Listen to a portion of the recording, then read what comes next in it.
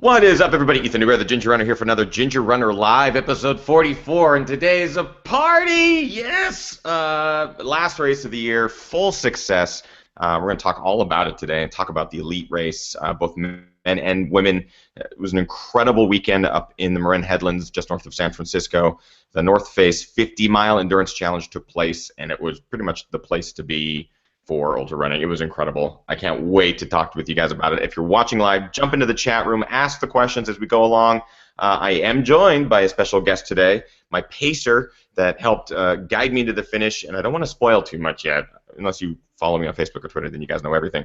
But Katie DeSplinter is here, and I'm really, really excited to have her back on the show to talk about the race, and she was there spectating the elites and stuff. So we're going to talk all about it today on Ginger Runner Live, episode number 44.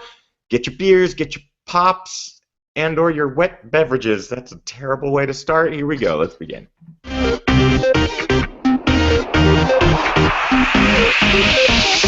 Ginger Runner.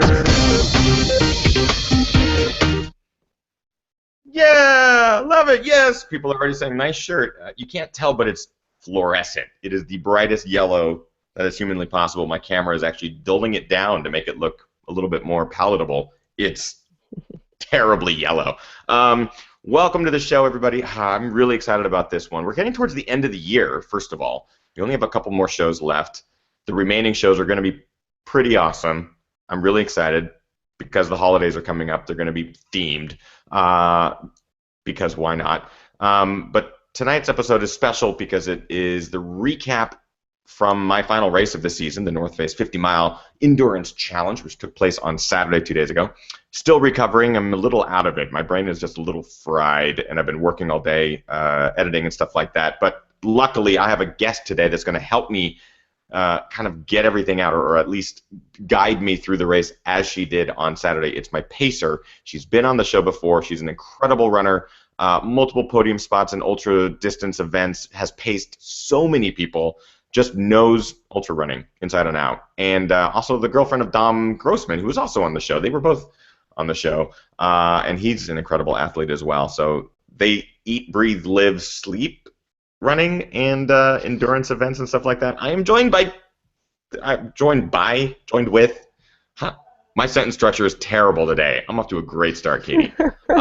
Katie DeSplinter, give it up for her. Yay! Coming to you from, what does that say in the background? Forest. A beautiful forest is a matchless sight. I found it after the station fire when they finally let us go back into the Angeles National Forest. It was like discarded on the side of the road at Mount Hillier. And it was No way. Half burned. Yeah, so I figured it was a good relic to keep. That's awesome. That's totally incredible. So Katie will not be partaking in beer tonight. Why is that, Katie? Because I've been traveling so much. I have no beer in my refrigerator besides a Bud Light, and I have standards and won't drink it. So. I love it. I love it. And I'll actually take the blame for her not having beer because both her and Dom drove up to San Francisco this weekend to watch the race, spectate, hang out with friends, and Katie also to pace me, luckily. And they had some beer in the car, and I might have drank their last one, so it's my fault. No, it's actually Vargo's fault for leaving you at the finish line. Oh my God! Otherwise, we wouldn't have had to share our beer because we wouldn't have had to give you a ride. So it's his fault. We'll blame it on him. He may jump into the show at some point. If he does, those of you who are watching live, give him some crap in the chat room.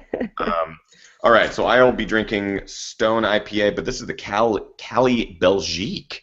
I think, Katie, you've definitely had this before, yeah, right? That's what we had the last time we were on, actually. We love that. Oh, was it really? Yeah. I love it. So it's kind of my celebratory beer for the evening, and we'll get to why through the course of today's show. So sorry to drink it in front of you, Katie. It's okay. I've got That's the worst. Water. Hydrate Cheers. up. You've had a busy weekend. So I want to get a couple things out first before we start getting into recaps from the elite level and stuff like that. I have to thank so many people, including Katie. Katie DeSplinter did an incredible job pacing me, and I owe her a lot because she ran the last 17 miles with me of the North Face 50-mile course. It was a sloppy mess. She even filmed a lot and really helped. A 50-mile distance, I've done it before without pacers multiple times. But for some reason, this race allows pacers for that 50-mile distance, and I like to take advantage of it because it's just someone to run with for a while. So I reached out to Katie, and she was eager to jump on board and get some mileage in, and it was a blast, Katie. So thank you very much for taking me up on the offer and giving me some entertainment for 17 miles. Oh, thank you. It was fun. It was And honestly lots of really good stories too, which we might be able to get to tonight. I hope you got a new pair of jeans, or at least we can talk about your jeans. I also have to thank all of the fans who were out there in Marin for the weekend, whether you were manning an aid station, or if you were out on the course spectating, or if you were running. It was incredible how many people would stop and say, "Ginger, what's up, man? I love your videos." Or wearing the buffs. That was the craziest thing, was running with people and seeing the buffs before anything else, because they stand out, right? The bright colors and stuff like that, they stand out, and I recognize them right away. And I had a really good time the morning of the 50-mile race, walking around the start line and seeing a buff, and then walking up to the person and be like, "Hey, that's a really cool buff," and them going, "Oh, thanks," figuring it out. It was me. It was really cool. And so many people on the out and back sections and stuff like that, high-fiving and giving shouts. So everyone that I ran with or met or saw that weekend or on Saturday, huge shout out to you. Thank you so much for supporting this, for supporting the videos, the films, the whole movement that I'm trying to create here. I really, really enjoyed it. And Katie got to see some of that firsthand as well. Yeah, you were like more celebrity than Dom, so I'm used to people always being like, "Oh, hey, where's Dom? Hey, where's your boyfriend? Hey," nobody ever talks to me, but you were even a bigger celebrity than he was, so it was fun. Chris Vargo is in the chat room, and he says, "Katie, tell Dom I really appreciated his comments to me when I ran into Tennessee Valley. Finishing a shit race is better than DNFing." He was absolutely right. Chris actually mentioned that this weekend. He really loved Dom's positive attitude out there, giving support to everybody. It was really cool. Oh, I thought he was being sarcastic. No, I was like, "Oh God, what did Dom say?" Yeah, I didn't read the comment all the way through before I started reading it, so I just assumed, since it's Vargo, I started reading it sarcastically and just got halfway through and went, "Oh no, this is sincere." So I'm sorry, Chris. I read it terribly, but it is a sincere comment. And I remember him actually saying that in the house too over the course of the weekend. Yeah, so let's get on with it. Let's start talking about this race. Katie, you were out there spectating from the very beginning. I'll get to my race and my race recap in a little bit, everybody. But this was something that was distracting me leading up to the race, days before, hours before, even the morning of, and that was the elite field, because it was stacked. Basically, the men's and women's field had the who's who of ultra running racing. Katie, what was it like for you spectating, let's say, the first aid station? I mean, were you at the start line, or was it first aid station that you were? No, we didn't. We didn't go to the start. We just went straight to Tennessee Valley, which was 14 miles this year instead of 7 like it normally is. I will say it was great to be spectating this year and not crewing. When Dom ran it a few years ago, I was crewing him and Jorge Pacheco, and they all, like, it's pitch black, and all of a sudden, out of nowhere, come like 30 guys running like 6-minute pace in the dark, straight through. There's a million people there. Everybody's yelling. You can't really see who's where. They at least have like some lights and stuff there, but it's so rapid fire that trying to crew 2 runners that were up in the top 30 was absolutely horrifying for me. Yeah. I was just like screaming at them, like trying to get them to find me. So it was actually really fun to just be able to just watch this year and see all the madness going down rather than have to deal with that, because it is, I don't know, it is amazing to just see how fast they're flying through there. It's all muddy and they're coming off of this descent, and it's just, no holds bar. Yeah, for sure. This year in particular, was there anything that, it felt faster. Like looking at these times, looking at these finish times, it felt like these guys were just blasting out from the very beginning. And that's kind of what I heard from Vargo too. Is everyone was just on very fast pace. Did it feel different from years past? I mean, not to me, because I've never been up there actually running with them. I don't Sure, even sure. think I could run a mile at their pace. But I know, like Dom said when he's run it before, that it was amazing. Like just the Pirates Cove area on those steps and whatnot. And you're next to cliffs, and I remember him telling me like he was like, "Wow, this is like reckless, like the pace that we're running, because it's if you fall like."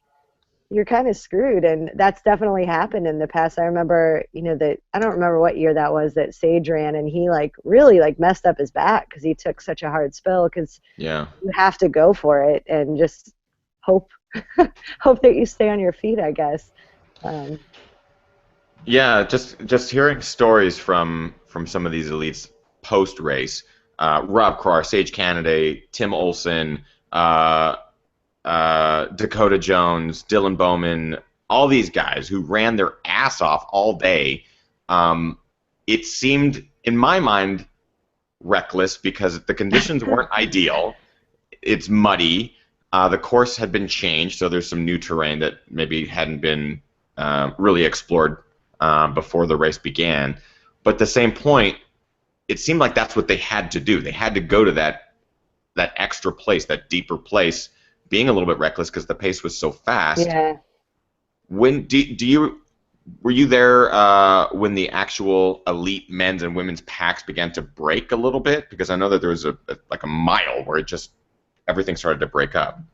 Well, I mean that happened somewhere between Tennessee Valley and Stinson, which was the next place that I could go to. At that point, there was definitely more of a break between all of the places and whatnot. So I don't know when it happened exactly, but yes, Somewhere in there. Yeah. yeah. I mean, they were still going like super fast, obviously, but it was a little like more spread out, and you could kind of see. Like I remember even just missing a bunch of people at Tennessee Valley, like not even being able to count the people correctly because I couldn't tell, and I couldn't see men versus women because like Magda and Megan Kimmel and Stephanie and all of them were up there in the mix too, and I couldn't even tell. Yeah. Yeah, I mean, just looking at the results from the race, Magda, Megan, Stephanie, some of the best women were in the mix with some of the Yeah, best dudes, yeah, and in some cases finished much faster than a lot of these yeah, elite guys. They had an incredible day, yeah, and I want to make sure that doesn't get lost because, I mean, Magda had an incredible day. Megan Kibble had a phenomenal day, and Stephanie yeah. Howe, coming off of such an incredible season, also had a fantastic finish in those conditions. So I bet that was really cool to see some of these elite women up in the mix with the elite men. I mean, it Yeah, wasn't like, absolutely. oh, the men and the women, they were all together for some of it. Yeah, I was really excited to see Megan have a good day because she's come to this course a few times and just hasn't had her perfect day. I remember like the last time it was really cold and rainy, she ended up having to drop at like the last aid station because her body like shut down on her, and that was her first 50, I think. I might be speaking out of turn, but she's such a talented runner and such an awesome person. I was really glad to see her finally like nail the 50-mile distance because of course she's had like so much success in the shorter trail distances. It was just cool to see her have her day 'cause she totally deserves it. So Yeah. Um, so I wasn't able to follow as closely online as maybe some of you were from your living rooms. Katie was trying to get updates. I remember throughout the day of who took the lead and all that kind of stuff. But what I can contribute is when I passed, or when, I'm sorry, I can't phrase it like that. When I was passed by the leaders, because there are sections that are out and backs, or with the new course change, the elites now had to run back the way they went out, which forced them to run by all the mid-pack 50 milers and 50K runners. I can't imagine it was a mess for them during. They had to run through the sections that were very muddy and make sure that people were, abiding the laws of the trail and giving them right away and stuff like that. So when I first saw Sage, he was in the lead at that point. It was right before the cardiac aid station. He was flying, totally focused, no words coming out of his mouth, just straight down the mountain. I got it on film. Right on his tail was Dakota Jones, looking completely stoic, totally relaxed, and blazing. And that's what you said too, right? Like, isn't that what you heard through the grapevine?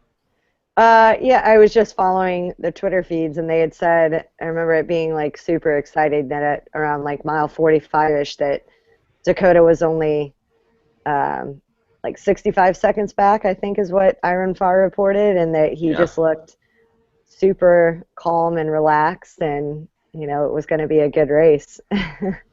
So It was really neat to witness these guys just yeah, hauling so many balls, hauling so many balls. so many of them.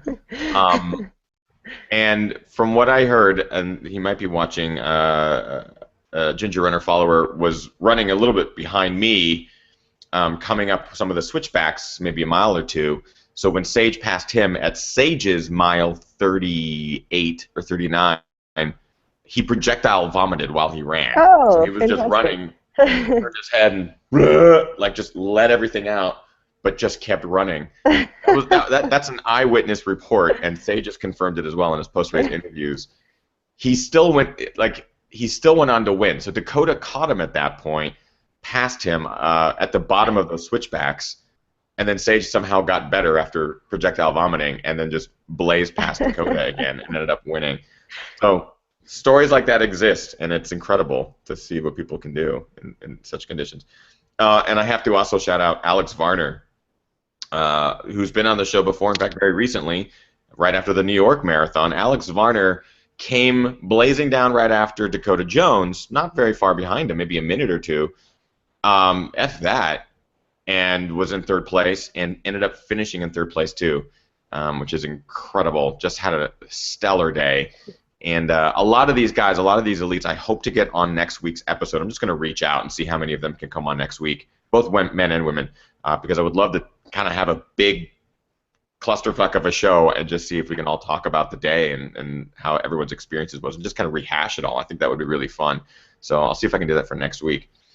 So Katie, how do you feel about getting into the nitty-gritty details of the gossip from our trail experience together? Gossip. Sure.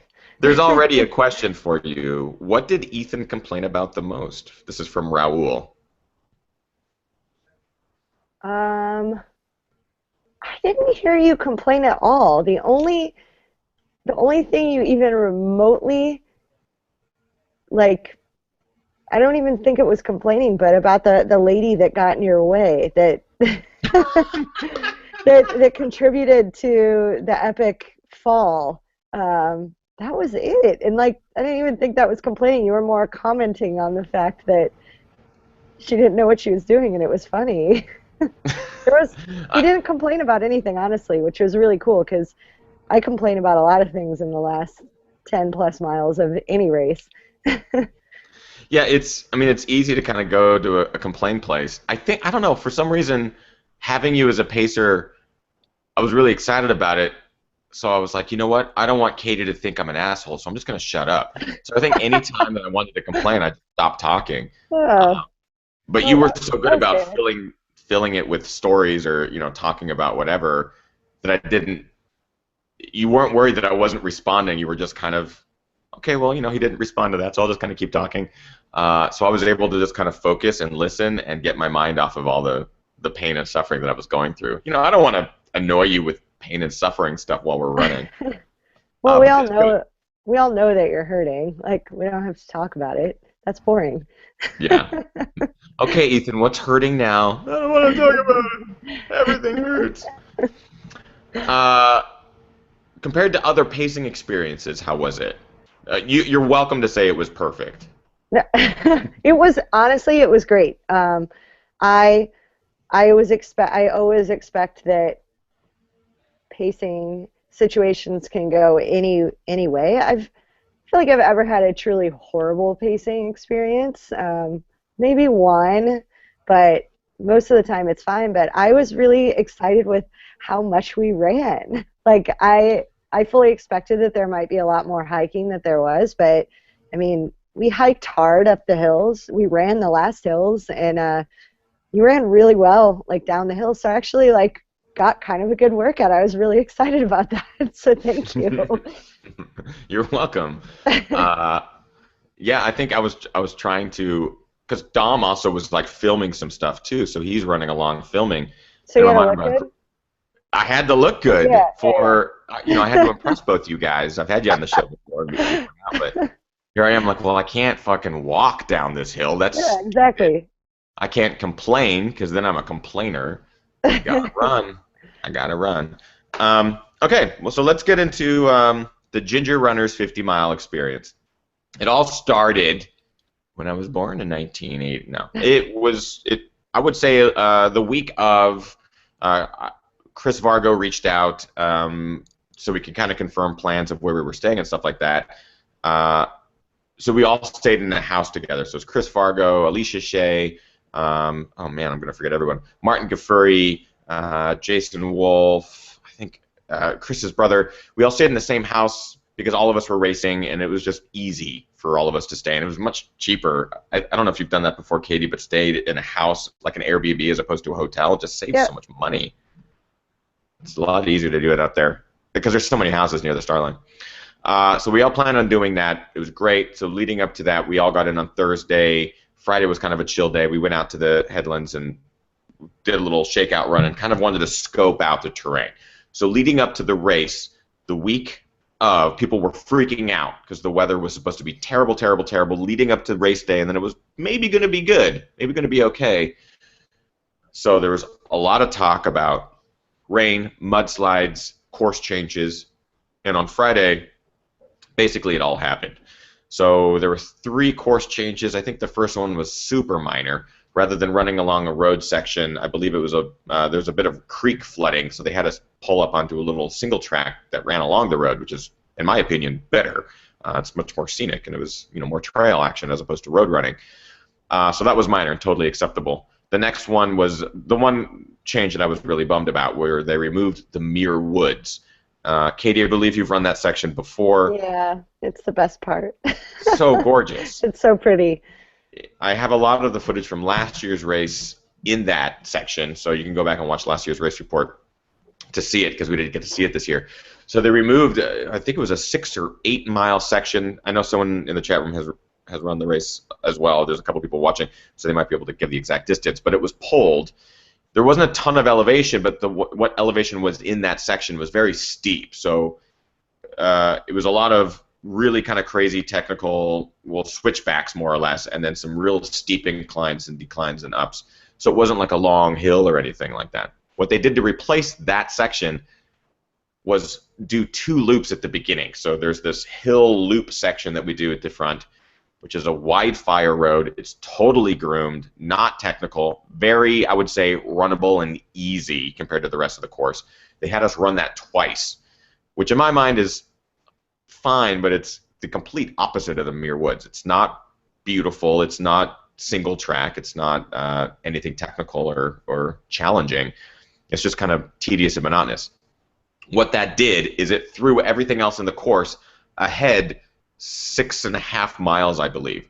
So all of these steep hills that I was prepping for at mile 40 are now at mile 45 or so. Those numbers are off, but you just kind of had to plan ahead that these hills that you were anticipating at a certain mile were now going to be further up because you had to double loop at the beginning. And the changes, I think, contributed to about a 400-foot elevation change less. So rather than being like 9,800 feet total or 10,000 feet, it's like 96. Mine says 9,700. So it was fairly minor. It wasn't huge. And then the final change was an out and back section, which I've taken pictures of, and you can see on the Instagram account. And it's a real narrow out and back on some steep hills. And rather than going all the way out on the single track, they have us jump up to the road for a section of it because there was a tree down. Totally understand all of it. So all these changes happened on Friday. Over Friday's night, did you get in Friday night, Katie, or Saturday morning?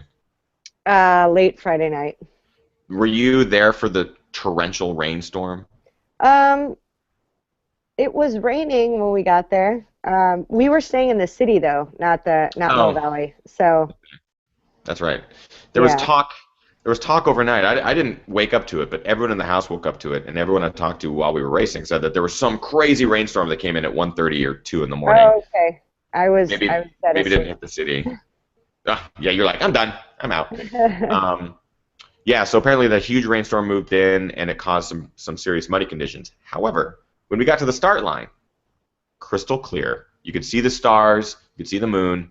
Could not have asked for a better start. The rain held out, so there was no rain like there was supposed to be from 5 a.m. until 9 a.m., I believe. So this was a very good sign because this was going to be kind of a sign for the conditions of the course for the entire day. If it was raining in the morning, it was going to be muddy everywhere all day.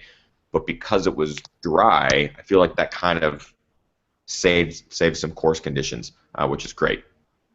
So the start line is its typical craziness. All the elites are running around, and that for me is my biggest fan moment, and I love it. I freak out a little bit. Sage is walking around, Rob Cryer is walking around, Chris Vargo's walking around, Alex Varner is walking around, Dakota Jones. I mean, the list. I'm forgetting everybody, but the list goes on and on. Magdalena Belay is there.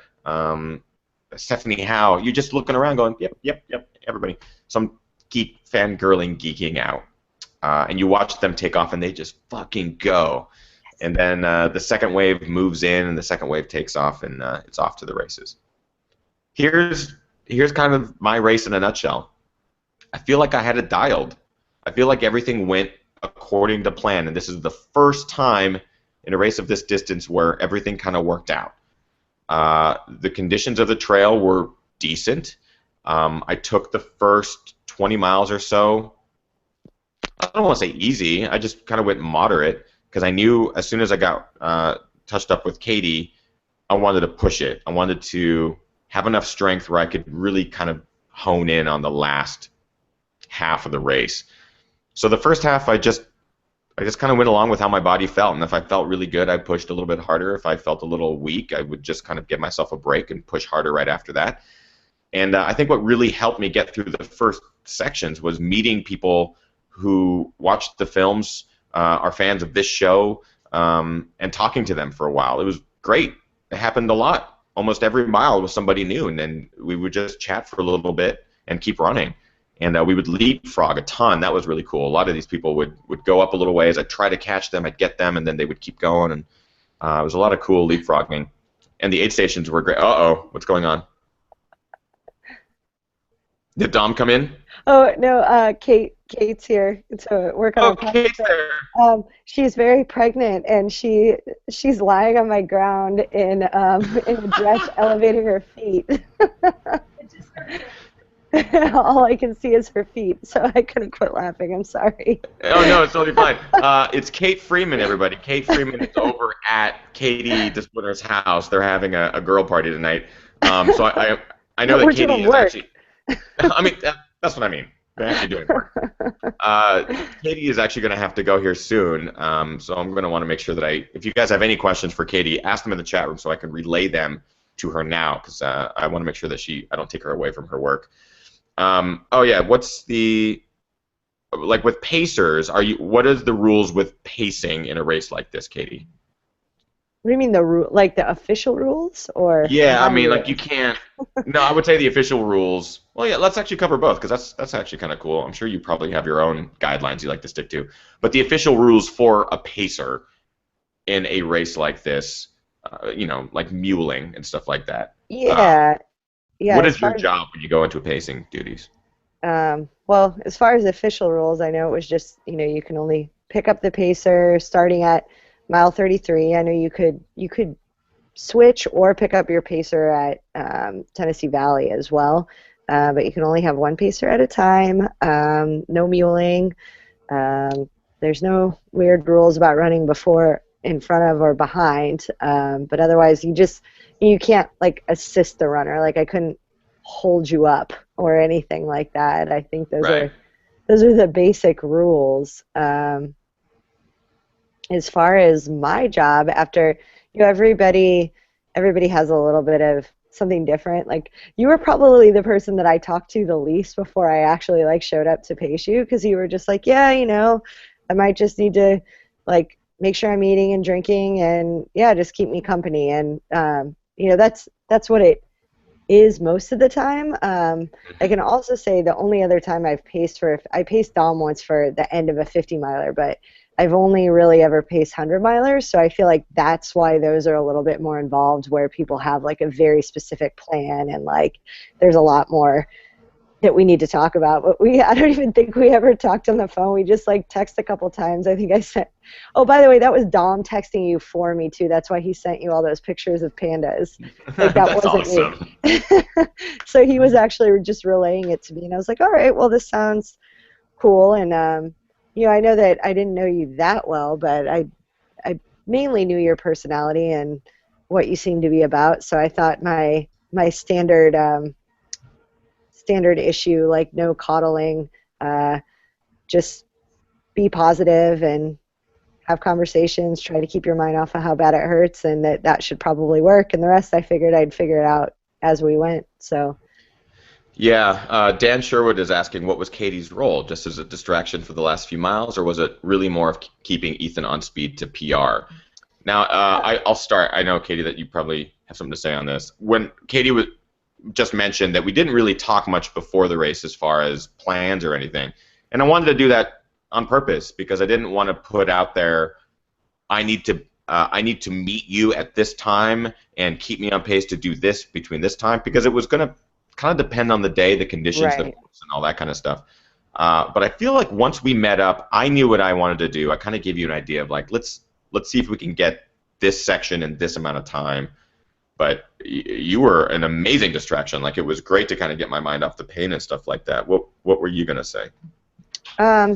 Yeah, I mean, I asked you right away what you were doing for food, and you had your tailwind in your pack, so I knew I just wanted to make sure that I was watching you, like to make sure that you were eating or drinking. And I know a couple times I was just like, hey, why don't you take a swig of that?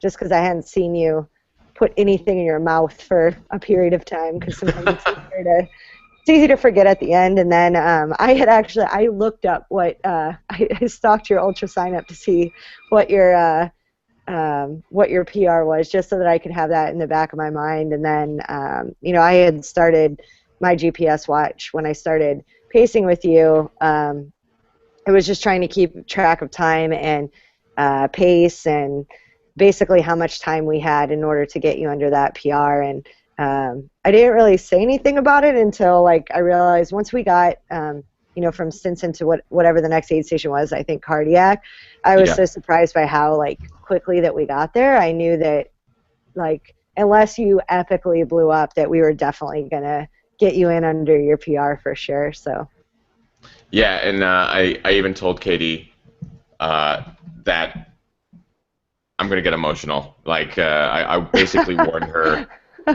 if we do this, if we do what I'm setting out to do, I'm going to get emotional. And so she's like, nope, I'm not going to allow it.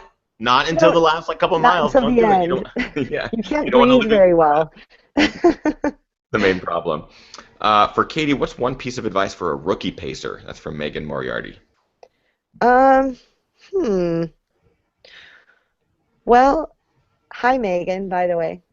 So Megan used to be my pledge mom in a sorority in college. No joke. That's awesome. Yes. My advice would be and I don't know, this never really came up with us, but one of my biggest things is to let the runners still feel like they're in charge and that they're making the decisions.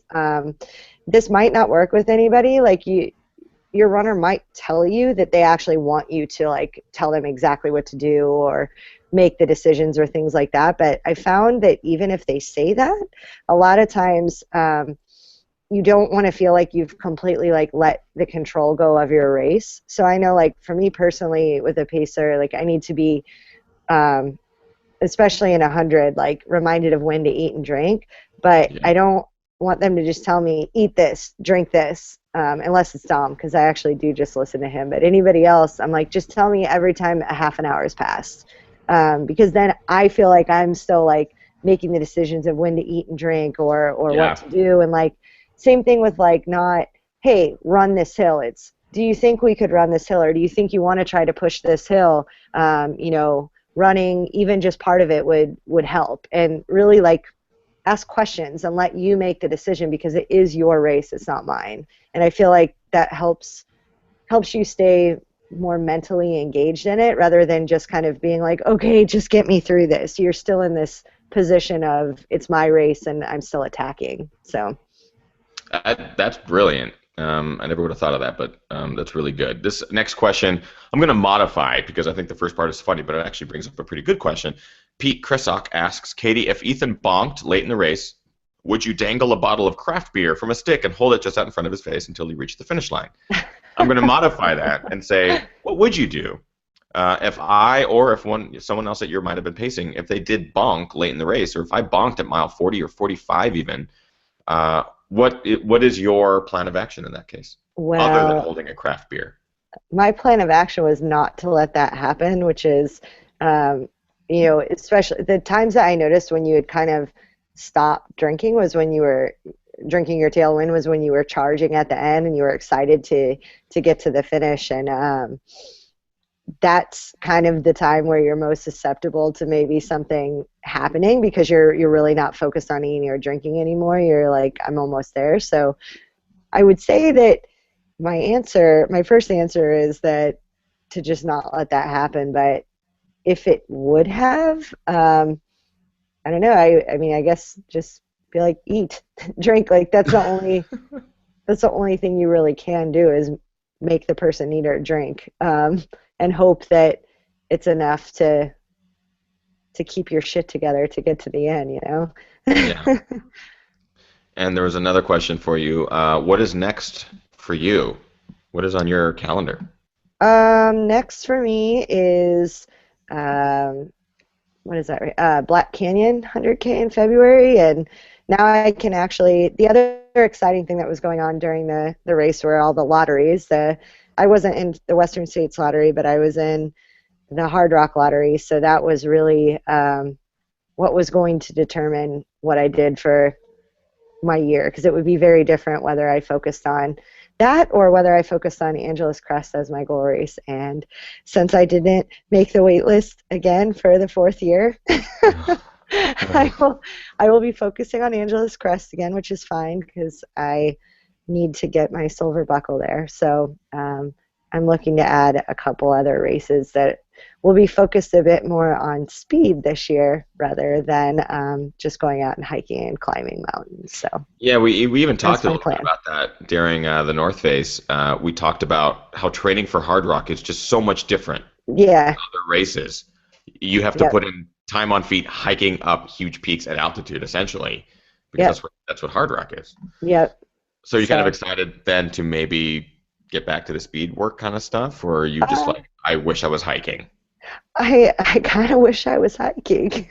Yeah, yeah, But that's okay. I really need to work on my speed a lot, and I have been. I've been cutting back my miles. I know we talked about this too. I've cut my miles back and started focusing a bit more on quality. I'm actually surprised that I've been able to do more than I thought I could. I guess I still have a bit of my old speed left. I'm just trying to find it. And I think if I can, that could help me a lot to be able to run AC the same way I did this year, like the yeah. same sort of intensity, but just to be able to go faster at that same intensity, I think would really help me. So it's all good. It's all good. We'll get one of those Montreal Cup races and win and get a nice little Western States entry. Why not?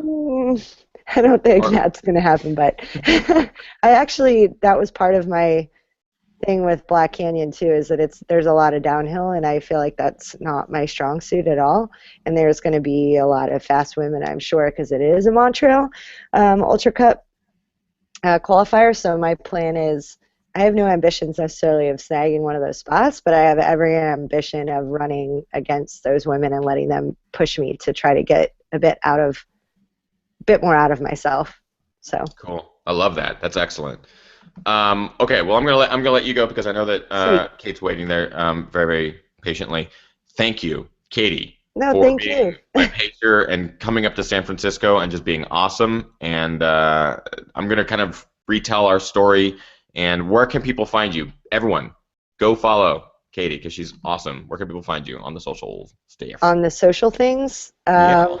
I'm Kay Desplinter at Twitter and Desplint, Desplint on Instagram. And if you go to her Instagram, her photos are incredible. Just go check out the photos. And Dom tends to steal her photos and take credit for them. It's not true. No, They both have it. he started giving me credit, but then he's still like when he reposts them, then everybody freaks out about it. Like he's definitely better at his social game than I am. So I guess I need to step my game up, but I also need more time to do that. So It's all good. And again, thank you. And thanks for rocking the train race beer buff as well. That was pretty cool when I absolutely. rolled in and saw that. I love that thing. And don't before I go, don't forget to tell the story of when you fell and the I don't know what I'm doing. I'm so Trust me. scared. Trust me. That's foreshadowing. It's a good story. I'll do my best to tell your side of it too because you experienced it before I did, but So I can't funny. wait. All Thank you right. so much, Katie. Congratulations. Thank you. Okay, we'll talk to you soon. Bye, everyone. All right, here we go, guys. So I'm going to kind of pick up where I left off. Basically, I felt pretty early on, so the first 20 miles or so, and keep the questions coming. I'll kind of answer them as we go along. I'm sorry, I'm going to have to scroll down here because there was some watch talk. I saw people talking about watches and stuff like that, and now there's a huge jump in the conversation. Cool. Vargo's back. What up, Vargo and Varner? Hey, look at these guys. Team Nike seems to be watching from the comforts of their home as they are relaxing and recovering well. Congratulations to both you guys. I want to talk a lot about them and a lot about the elites more in the post show for sure. I'm just going to cover my story and then we'll move into the post show. So the first 20 miles, I took pretty easily and just kept my body at a comfortable pace. I felt like my legs were weak. I felt tired, whether that was a problem as a result of not sleeping very well the night before, which happened, or just a long season. I feel like it was a long season catching up with me. My legs and my body just didn't feel spry, I think is an appropriate word. But I still just was like, you know what? This is your last race. You either go and blow up or you go home. Like, might as well push. So in the sections where I felt good, I would. When I got to let's say cardiac, when I saw that the elites were passing and stuff like that, it gave me this incredible energy. Watching Alex pass and watching Zach Miller and Sage and Dakota and Dylan, like seeing Dylan, he was super positive at that point too.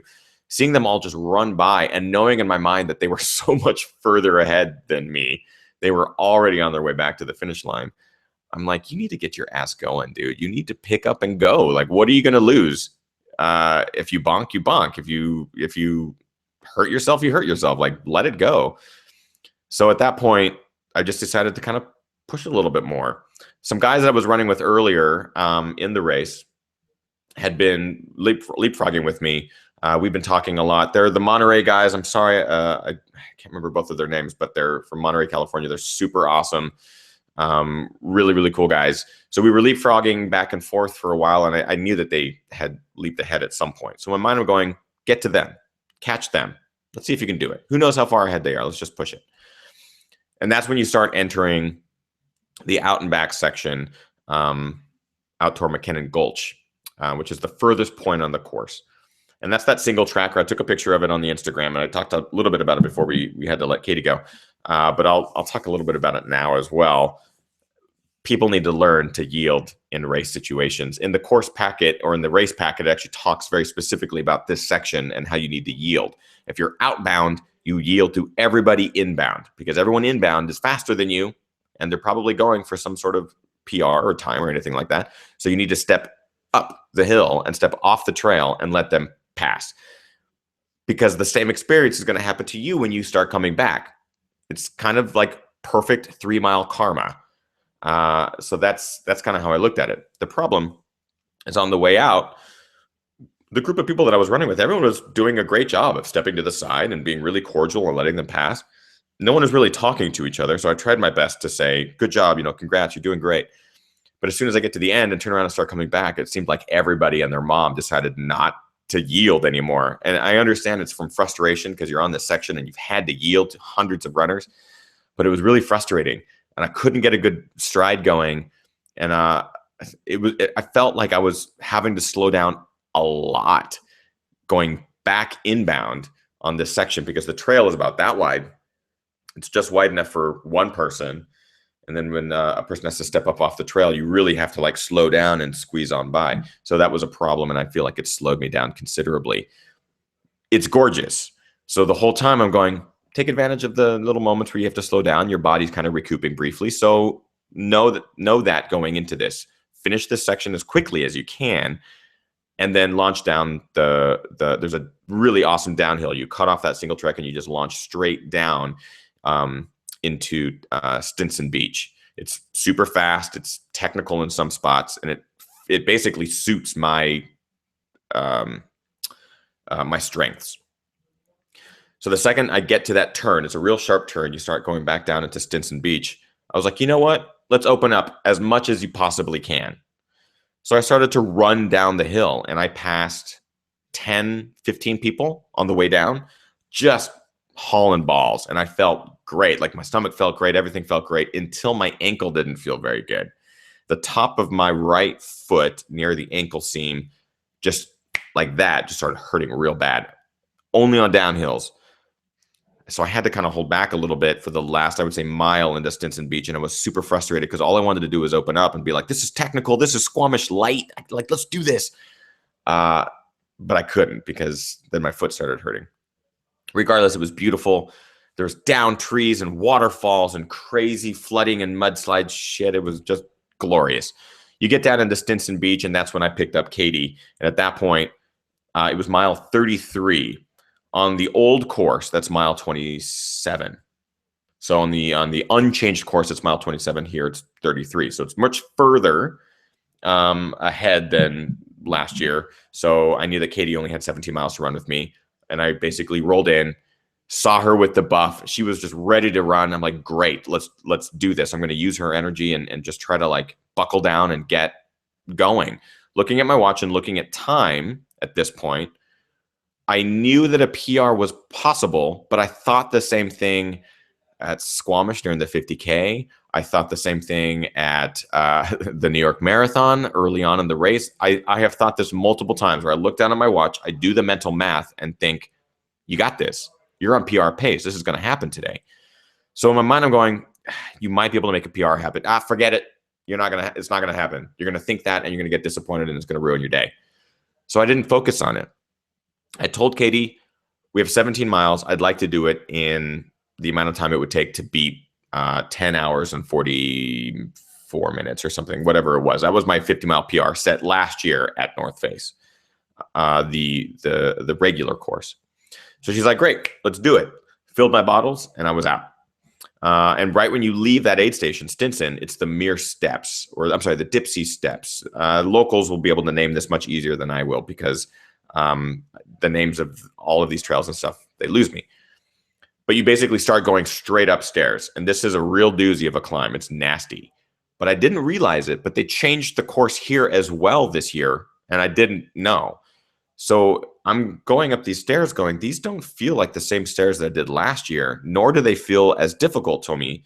But I remember last year they really kicked my ass. So I want to take it easy because I feel like it gets harder up ahead because this is a little bit easier than I anticipated. So it really fucked with me. It made me slow down, but it didn't have to because it was a different section of trail, one that is a little bit easier. There's like a ladder and some of the stairs are broken up by more flat trail sections.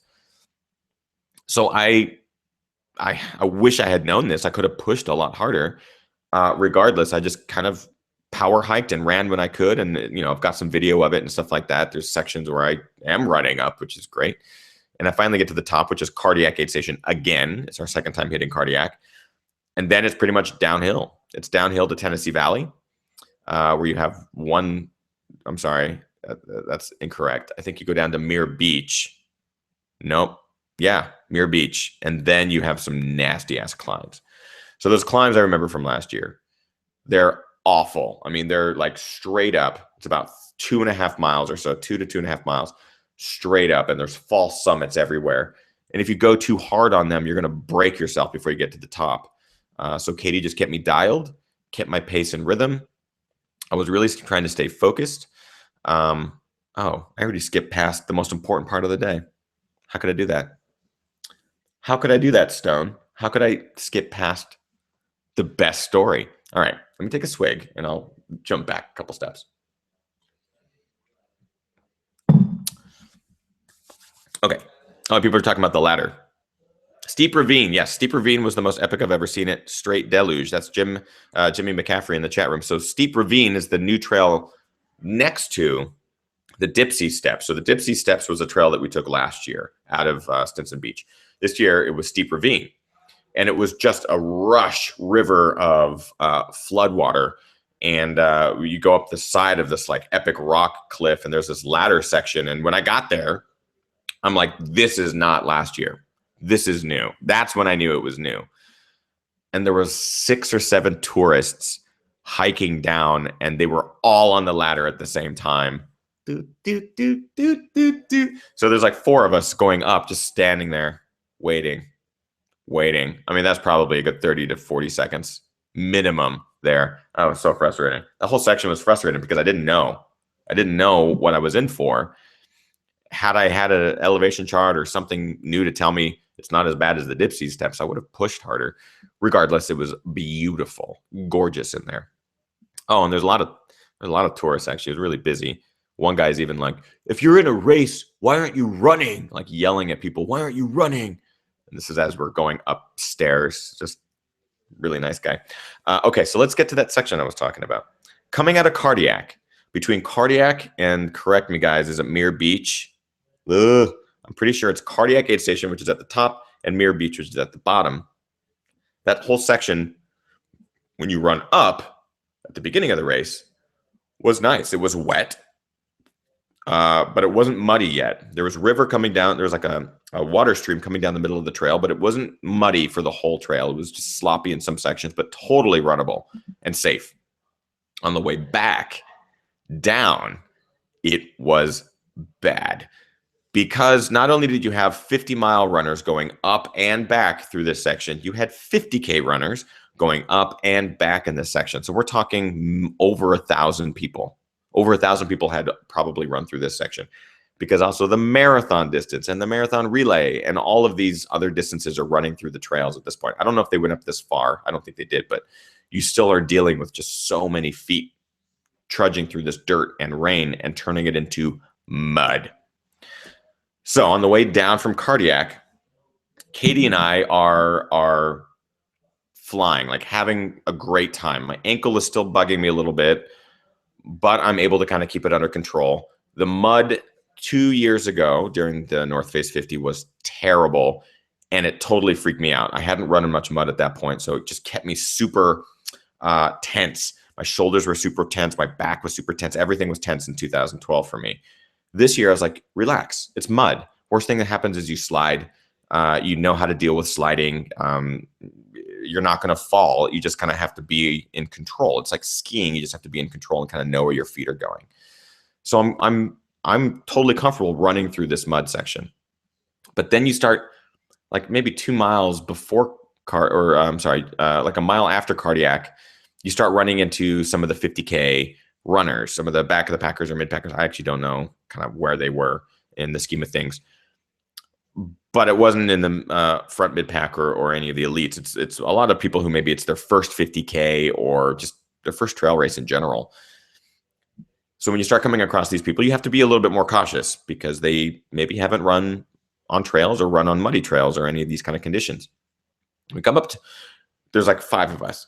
We come up to this one girl. She's all alone running on this trail. I wouldn't even say running. She's walking, kind of. She's a tiny little girl. It's a flatter section. I would say pretty flat, not maybe a little bit of a downhill grade to it, but nothing, like totally minimal.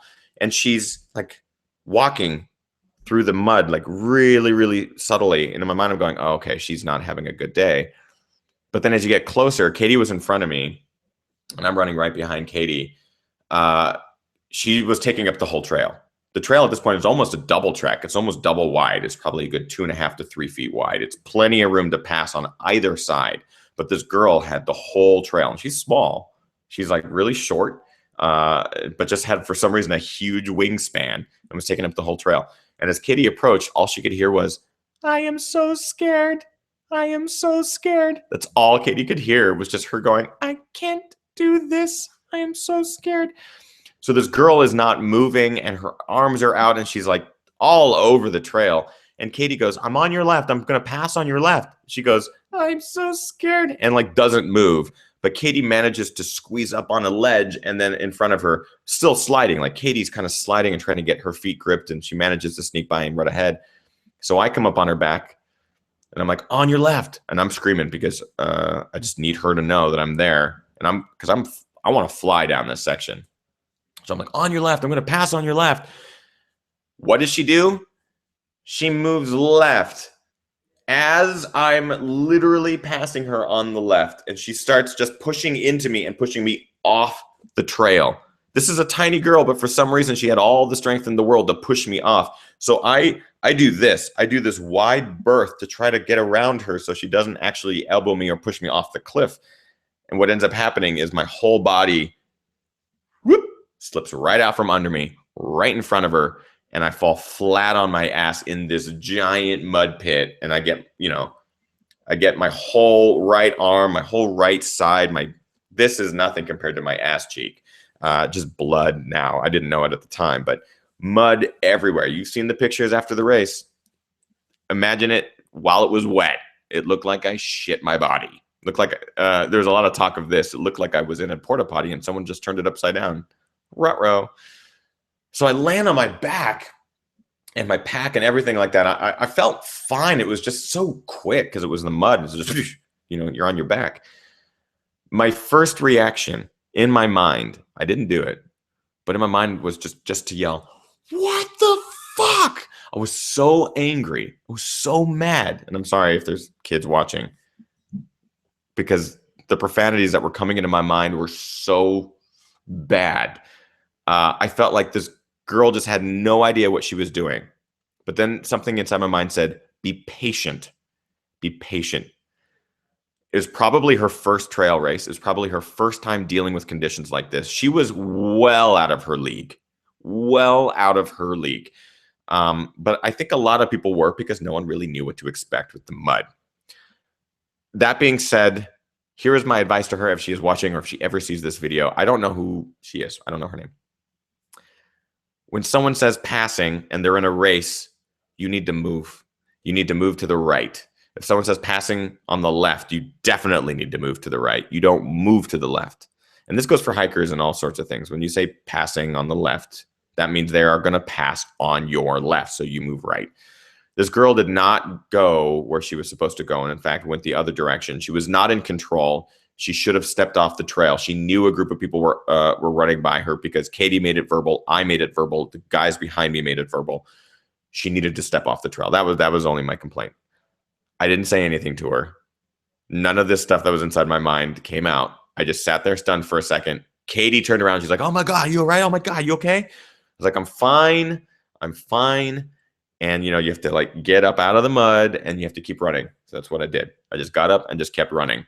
And it took maybe 2 minutes before I was like, had to happen at some point. Had to fall. Had to happen. Let's refocus. And that's exactly what I did. So I felt in my mind, I'm going, you should not have said what you said to that girl. But then I realized nothing came out. You didn't say anything to that girl. So I don't know what the hell she's thinking at this point. I don't know if she even knows that she knocked a very large adult male over or if she's like still having nightmares about mud. I don't know. So I want to read the comments during this. Vincent says, "This made me so mad I just punched my child just thinking about it." Oh my God. Sorry, Vincent. She probably prepared for a 50K by running a 10K, says Barry S. And if you're being passed, it's nice to point with your hand the side you can pass on. I agree. Oh man, I'm so sorry for making you guys so frustrated. Trust me, I was very, very frustrated. And I bitched and moaned to Katie, but she also kept me really even keeled. I have to give it to Katie. She witnessed it. She was there. She saw it. She had to get by the girl as well. So she dealt with that insecurity and disregard. That's kind of what it was. So Katie had to deal with her disregard for other trail runners as well, firsthand. She was so patient and so nice. Katie was kind of my even keel. Like, I basically bitched and moaned to Katie, and she's like, "Well, it could have been our first race." I'm like, "Yeah, it could have been our first race. You just don't know." So I'm giving this girl some credit. I don't know who she is. If it was your first race, I'm sorry you had such a terrible first race because the conditions were not ideal. But you don't. This is advice for everyone who might be running their first 50K. My fiance had to deal with it. You're going to run into conditions that you are not expecting, and you know what? You need to deal with them. You don't want to panic and rig it up or just begin to disregard rules of the trail or any of that kind of stuff because it's going to be unsafe for other runners. If she was running on the McKinnon Gulch out and back, there would be a runner dead somewhere. I'm not saying that as a joke. I'm saying that as truth because that inexperience translated out to that section would have resulted in terrible injury. And now I'm even thinking about that and kind of getting a little angry. Just know the rules of the trail and know your comfort zone. I encourage you to push outside of your comfort zone. I do it all the time. I think it's awesome. But when it starts to become a safety hazard for other people on the trail, you then have their safety also in your hands. So you need to be mindful of that. So I hope I don't know who she is, but if there's a girl out there watching that knocked a guy down at mile, I don't know what it was for you. It was after the turnaround. It was just after your turnaround. But it was mile 30. Ooh, what would it have been for me? 38, I think. 38 or 39. Yeah, 38 or 39 for me. That was not a great way for me to finish the last 10 miles of my race. However, I got up and did it, and Katie kept me even keeled, and I totally forgot about it, and I forgive the girl.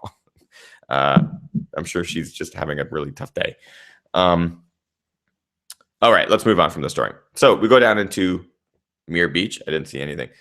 Thanks, Ethan. This is very instructive for ultra virgins like me. Yes, Megan Moriarty. Yes. For those of you who have not run a 50K or maybe new to ultra or new to trail running, take this advice. It's just kind of rules of the trail. I've had other episodes where we've talked about rules of the trail, and there's no set rules, but there definitely are guidelines that are universally looked at as rules. One of them is yielding. You got to yield, whether it's to person who is faster that is coming from behind, or people who are coming up a trail. If you're on a trail run, like training or something like that, and there's people coming up the trail, you have to yield to the uphill people, hiking or whatever. In this case, I just think this girl was kind of out of her comfort zone. Totally understandable. It was a treacherous section. It was real treacherous. I can't imagine what happened after I ran by her. I wonder how many other people she knocked down. Okay, let's move on. So that was definitely an epic moment. Mile 42, 43, something like that, stepping outside of Muir Beach and starting to head up these crazy big mountains, basically the last big hills of the race. You basically have to put your power hike on, and you have to be conscious of that. I was so grateful to start hiking because the downhills were killing my ankle, and I could not get any speed out of it. So having these breaks going up was great. I was able to just kind of slow it down, kind of get everything back on pace. But there were other people that were 50-mile runners that had their pacers that were also kind of pushing up the same section. So in my mind, I'm going, I can't let any of these people pass me. So anytime anyone on their pacer passed me, it was my goal to get back to them and pass them again, whether it was on a downhill or a flat section, just get there. So I was really focused. I was super focused. From mile 40 on, I don't think I talked to anybody other than Katie, whether it was someone I was passing or someone that passed me or anything like that. I'll let Katie do the docking. I'm just focused, which is the first time in a long time that I've done that. And it unfortunately resulted in me not pulling my GoPro out a ton. But luckily, Katie and Dom was there with the camera. So Dom was there with the camera and Katie had my other little camera. So that was good. I basically got into the last aid station, Tennessee Valley, second time Tennessee Valley. And there's one last big climb out of there. And I ran, I don't know, maybe a third of it, third to maybe not a half, but there was a time when I was like, I'm tired of hiking. Let's run. So I'd run uphill, and Katie was just like, yes, more of this, more of this. And that kind of got me pumped. And that's when I realized pretty quickly that it was going to be a PR day. And it wasn't just going to be a PR day. It was going to be a big PR day. And I get super emotional when I'm running, especially when things are going well. I didn't bonk at all. I never had any real nutrition issues. I'll talk about in the post show exactly what I use for nutrition and all my gear. We're going to talk all about it in the post show because I know that's a specific question. But I went into this race thinking it was going to be a bad day. Not for any lack of confidence or anything like that, just because, the Squamish 50 miler was a terrible first half of the day for me. It was awful. That first 20 miles was just miserable. And I had no idea why at the time. And the last thing I wanted was this race to have a similar effect. I haven't had a good 50 miler since I've started running 50 milers. Not one. Every single one of them had a section that was terrible. Whether it was a 4-mile section, whether it was a 5-mile section, whether it was a 10-mile section or a 20-mile section. I didn't have any of that. The only thing I had was weak legs, a really badly hurt ankle that killed. But this was all pain that I knew I could ignore if it meant getting a PR and doing something beyond what I ever thought I was capable of doing. I knew I could push through it. So I did. I just kept pushing through it. Everyone hurts at mile 40 and beyond in an ultra of 50-mile distance. It's gonna fucking happen. You're running 40 miles. You're just gonna hurt. And I did. And I told Katie a number of times, I hurt. But I wanted to keep the complaining to a minimal, so I just would forget it. And she would continue to just say, just keep doing it. You've got this. So when the PR became a reality to me, it's amazing. The title of the film that I'm going to be releasing, hopefully by the end of the week, but hopefully, Adjusting Expectations. Or I'm sorry, Altering Expectations. That is exactly what I did. So all of a sudden, my race went from get a PR to break 10 hours. So that became my new mantra, is break 10 hours. Because in my mind, breaking 10 hours at a 50-mile distance is kind of the breaking a 3:30 marathon, I guess. It's good and should be acknowledged as such. It's not I don't think it's breaking the 3-hour marathon. I think that's breaking a 9-hour 50-miler. But for me, it's like breaking the 3:30. So it started to become a reality.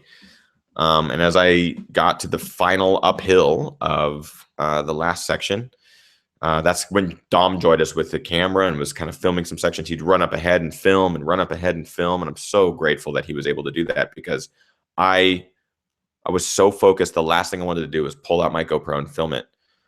I just wanted to just plow. So that's what I did. And he came and he's like, you got 2 miles left. You got 1.8 miles left. You got 1.3 miles left.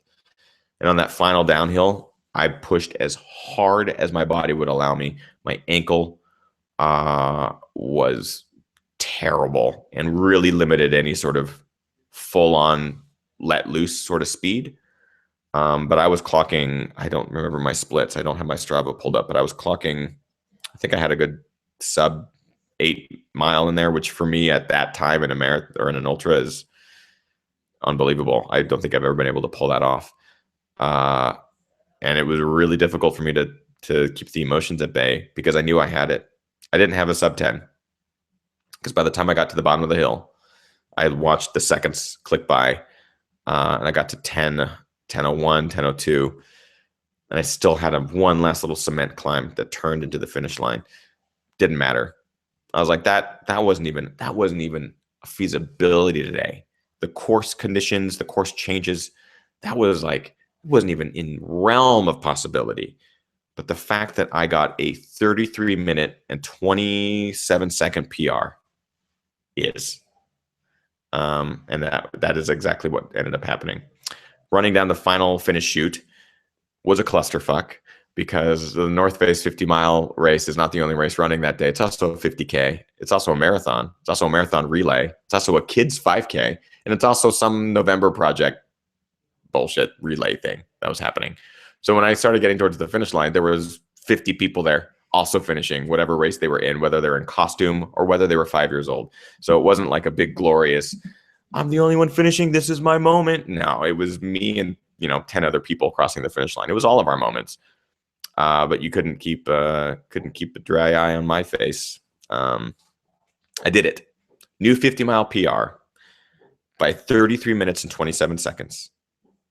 Never in my wildest dreams thought I would get a PR by that much in those conditions on that course, which is longer. I believe multiple people have said it's a 51+ mile course.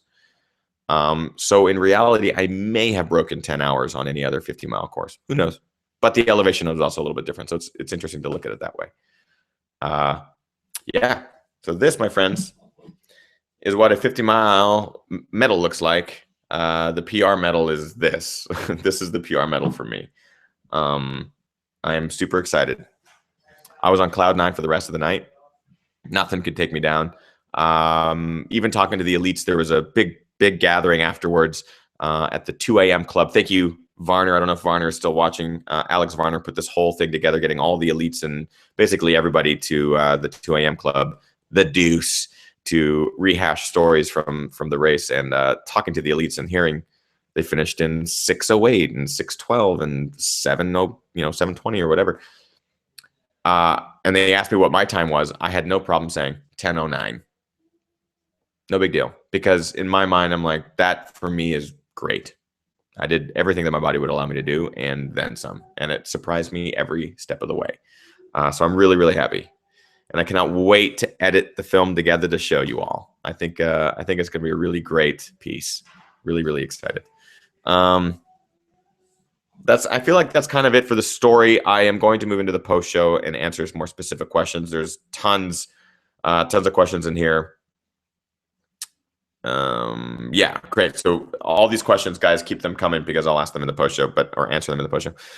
I have to thank all of you guys again. I crossed the finish line, and I want to get to the story of how I was stuck at the finish line for an hour in the cold Chris Fargo. I don't know if he's still watching, but thank you, my friend. Not his fault. We'll get to that in the post show too. I'll have to explain that. Not his fault at all. But I was at the finish line for a long time, not knowing how I was going to get home. Katie and Dom were there, luckily, so they were able to drive me home. But I was looking around, and so many people came up to say hello and take pictures. And in my mind, I'm like freaking out. Like, that doesn't happen.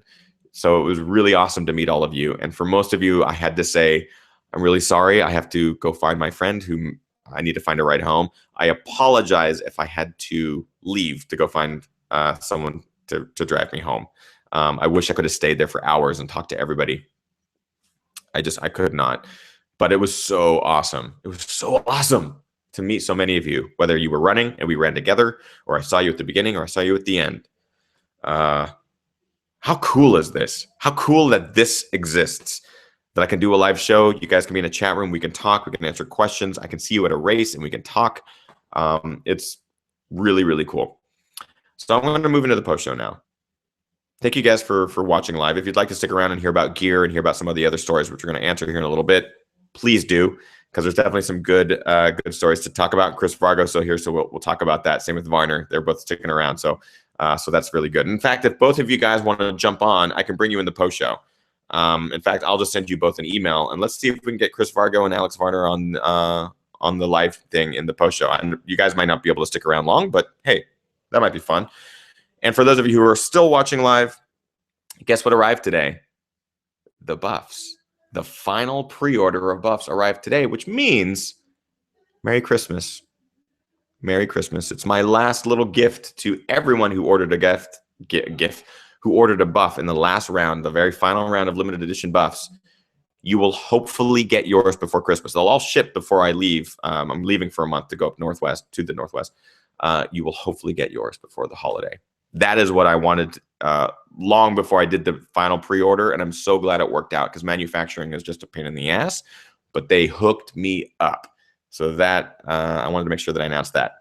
And finally, this is cool news. I should have opened the entire show with this. I'm so disappointed that I did not. Those of you who are on Twitter, go let this guy know how awesome he is, because I think this is really cool. For the first time, someone won a race in a Train Race Beer buff. They sported it and they won a really tough race. His name is Victor Mound, and his Twitter handle is @MoundtainMan. So it's mountain man, but Mountain Man on Twitter. He won't know. He might be watching, I doubt it, but he won't know this is going to happen. Just shout out to him. First, I don't know. First victory in a buff, you rock. First victory in a train race beer buff, you rock. Love from the Ginger Runner crew or something like that. I don't care. I'm going to keep drinking beer and move on into the post show. But that is amazing. Someone won a race, a really tough, technical ultra marathon wearing one of my fucking buffs. Are you kidding me? Yeah, that's what I'm talking about.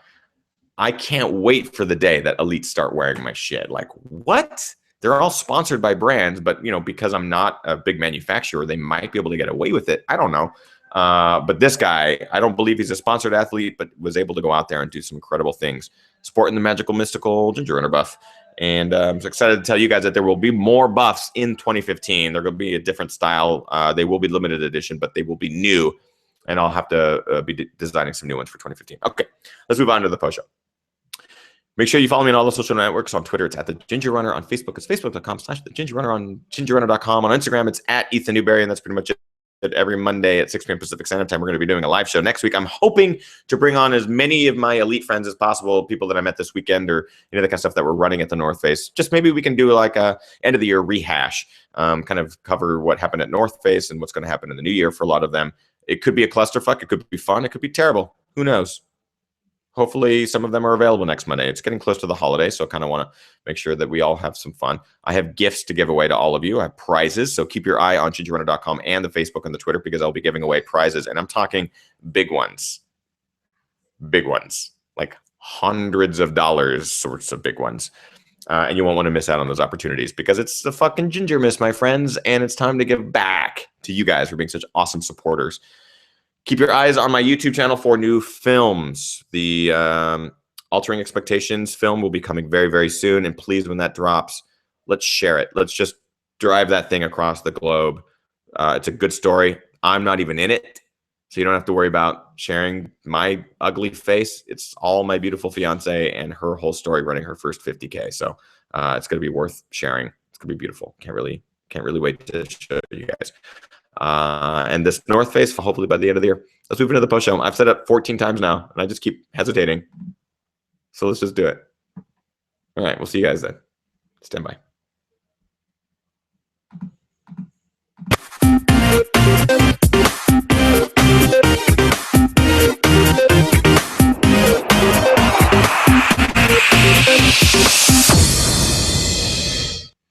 Oh, yes. Okay, now we can actually have some fun here, guys. Let's start doing the post show. Okay, let me first send an email to both Chris and Alex. See if we can get them to join up because we can rehash some stories now with them. So give me 1 second, everybody. It's going to take not a lot of time, but I just need to make sure that I can do it before it's too late. I didn't get a chance to check the chat to see if they could do it or not. Oh, there we go.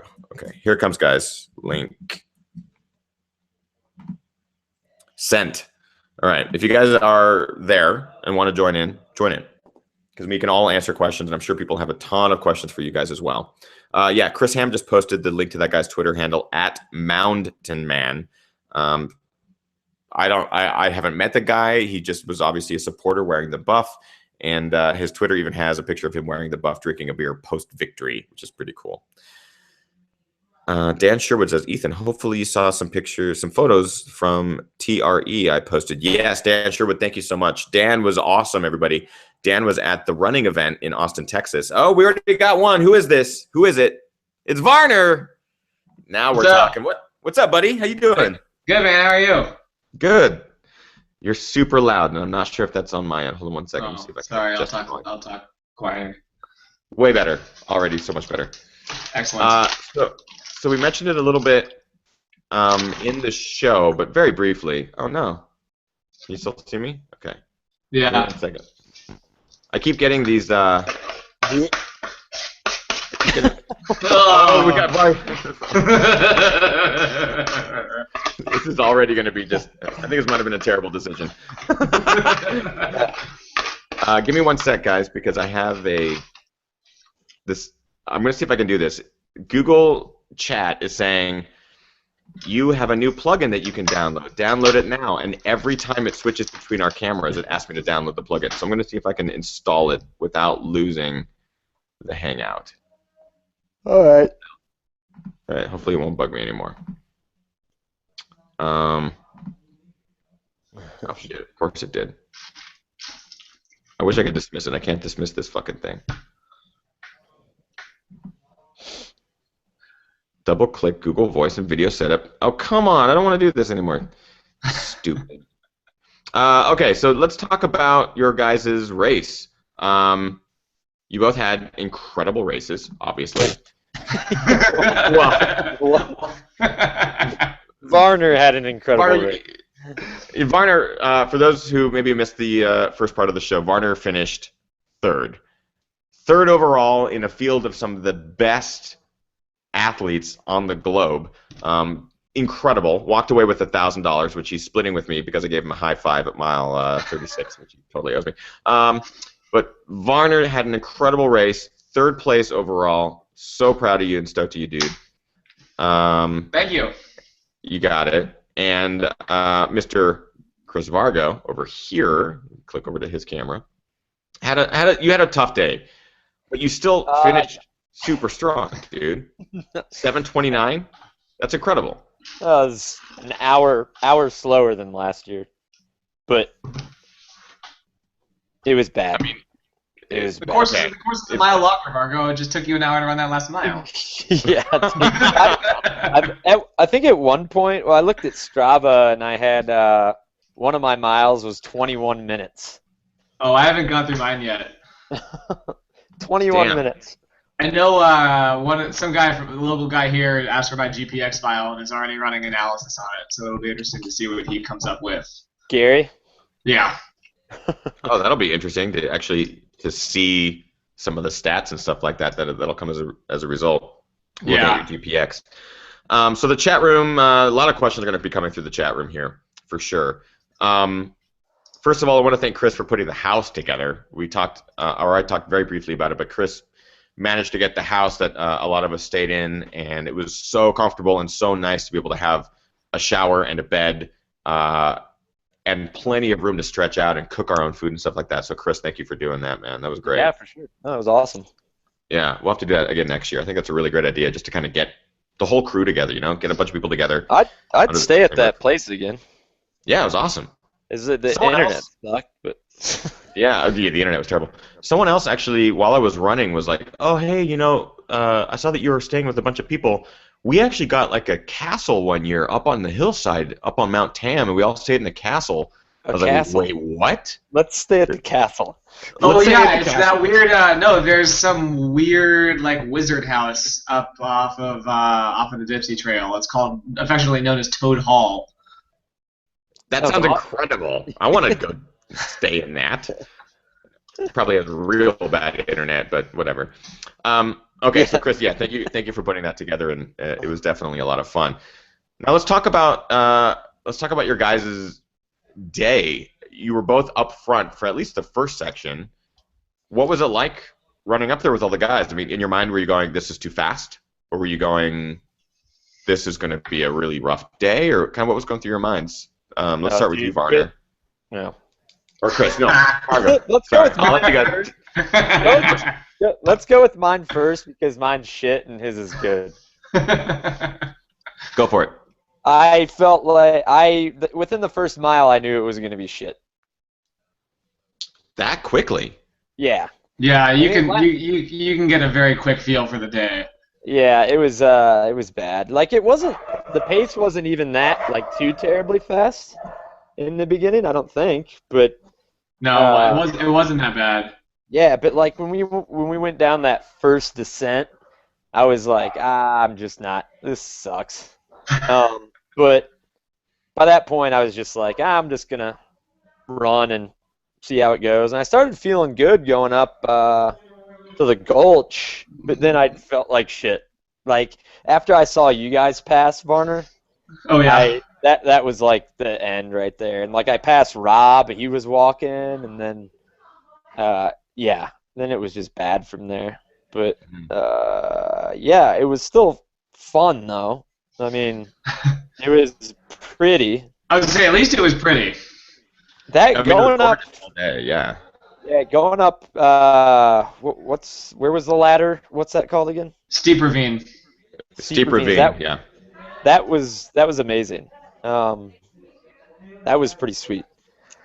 But yeah, just overall shitty race. I was glad to be done, and I'm not gonna run for like a month. Yeah. So, Chris, we'll talk about your story first. That's totally fine. We're kind of on it. You ran Templier Yeah, weeks ago.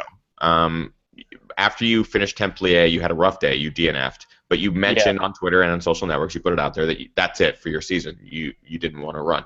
Why did you decide to run the North Face 50 miler? Well, I put together like 3 weeks of solid training, and I felt decent, but I don't know, just not that good. I wasn't really doing any fast running too, so that kind of freaked me out. I did like one fast finish long run, and it was decent, and I'm like, well, I race and just, if anything, I'll be, like top 10 or something like that. But nah, it was just bad.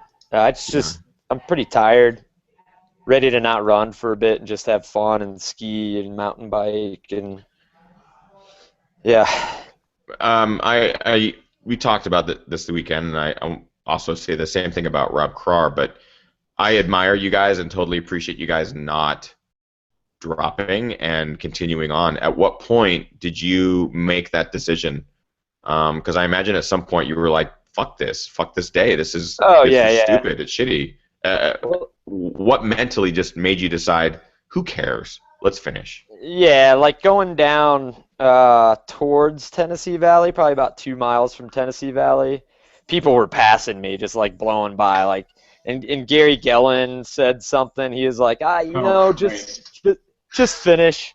And I was like, I probably should. And then I started feeling decent running down into Tennessee, like I could run. And then when I saw Dom Grossman, he was like, yeah, man, just finish because it'll feel so much better than not finishing. And I'm like, yeah, you know what? He's right.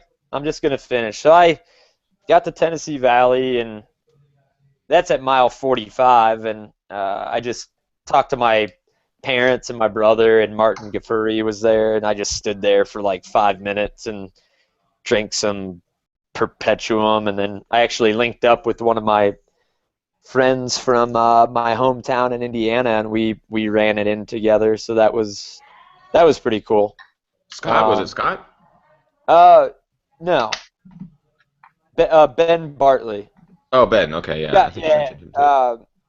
Scott had passed us, and yeah, so I think he Got finished it. a little bit before us. But yeah, Well, so I mean, finishing, I it admire felt finishes good like to that. just finish. But I'll tell you what, man, like my legs are more beat up than any. Barnard, we can hear everything, including what sounds Chris, like right? you You shit playing your with pants. foil. I don't know if he's playing with foil as Oh well. yeah, sorry, I'm eating chocolate. No, that he's shitting his pants. If that's what it sounds like when he shits his pants, that's a terrible sound. You need to get it looked at. Pretty sure he's shitting his pants. Yeah, but it was good to finish, and then hanging out with everyone afterwards was fun. And I couldn't even muster up any energy to go out later that night. But Well, yeah, I mean, let's talk about the fact that you project people. No, it's not true. It's not how it really happened. But what? I was gonna say that you left me at the finish line to freeze and die in the cold with the November project people. Oh yeah. Oh man, I was like genuinely like worried. I'm like, fuck, man, he's gonna be pissed off. But our biggest mistake is we didn't take my rental car, because I would have just stayed there the whole time. But everyone else wanted to go home. Alicia was wrecked, and she needed to go back. So I had to go back with her folks, and my parents went back. Yeah, So I took a was shower just really miscommunication. quick and then came back, and I was like, damn it, my brother and I rolled back, and we could not find you. But everyone told us that they had just talked to you. Everyone. They're like, oh, I just saw him over by the tents over there. I'm like, okay, cool. So I had the announcer announce your name, and then people started gathering where we were meeting because they wanted to get a picture with you. So, so it got awkward. Because I wasn't Yeah, there. Because I had hitched a ride. Like, oh, we don't want to see Vargo. yeah, exactly. Can you take this picture for me? But yeah, you didn't run a plus 10 50 miler. We don't want a picture with you. yeah, but yeah, I apologize for that, and I felt bad, and obviously you know that was just a clusterfuck. So For sure. And when I obviously am saying this in jest, everybody, Chris Vargo finished an incredibly hard 50 miler in a really, really good time despite having a bad day, and had his parents and Alicia Shea and her parents and everyone. Chris, in my mind, I finished and I was looking around. I'm like, oh, fuck. They probably had a really bad, something bad probably happened, so they had to leave. Yeah. So it took only a little while to realize that no one was there. So I just hitched a ride with Dom and Katie. It was totally fine. But because we had no signal anywhere near the finish line, both Chris and I had to wait 20 to 30 minutes just to get into signal zone to even text each other. So it was just a clusterfuck. That was the most frustrating thing ever. Like, yeah. I was gonna check your bag, but I was like, right. Yeah. Did you? Yeah, I should have done that ultimately, but I was just hoping you'd get my text. I ended up getting it. So yeah, like after the tunnel. Yeah, like the fucking that tunnel. Yeah. You guys don't know there's a secret way out. See, I knew it. There has to be a secret way. I know. That bypasses the tunnel. Yeah, we going out and you literally just go right before the tunnel, or like right before the Rangers village, and everybody else went straight to the tunnel, and it was backed up to the village, and we all just went bye bye. So smart. I knew there had been some local only. What a dick. I would have texted you, but you wouldn't have gotten it. Yeah. Yeah, no one would have gotten any sort of text. I want to talk to Varner about his incredible performance. You obviously felt pretty good all day. Did you think going into this race that you were going to feel good? I mean, you've had very few weeks between New York finishing 27th and then this. Did you feel any of the residual pain from the marathon? Did you start out and go, oh, today's the day?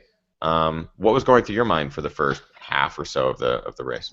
Well, New York, I ran pretty well within myself. I was surprised at how quickly I recovered from that and was able to kind of get back training hard and doing well at my workouts and stuff. So I wasn't too worried about feeling fatigued or any sort of kind of residual pain, my IT bands or hip flexors or what have you. But I didn't feel particularly good at the start. Kind of heading into this race, I was excited because I know it's a big race and there's a big field and it's always great to race against the best. But as everybody said, this race is really late in the season. And it would be beneficial to move it up by a month or even a month and a half or something. But it's we got out and the first couple loops just kind of came and went. I pooped 3 times in the first Oh yeah, I saw you pooping too. I forgot about that. Oh my god.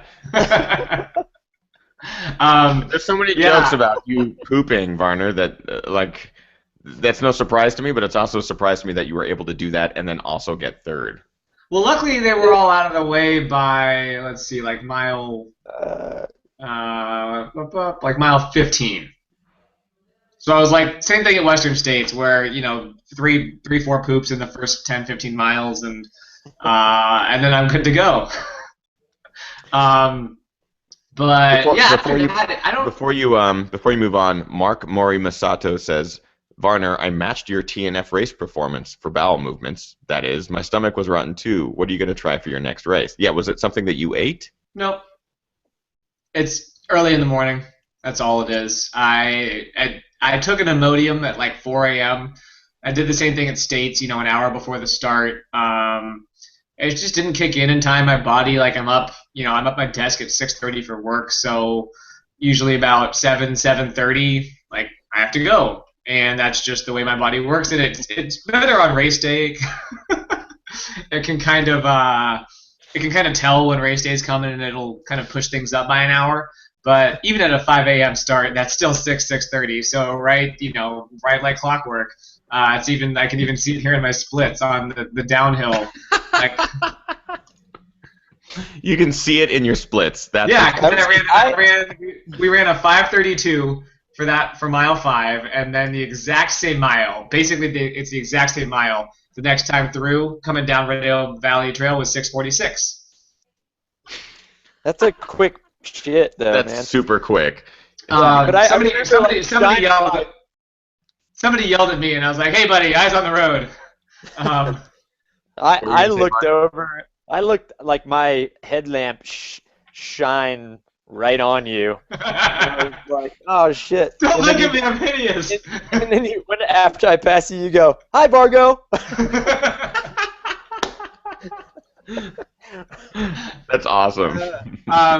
Yeah, so I thought it was a one and done day, which would be very fortunate, but no, it happened twice more. Once was Jorge and I both went with about 20 yards apart from each other,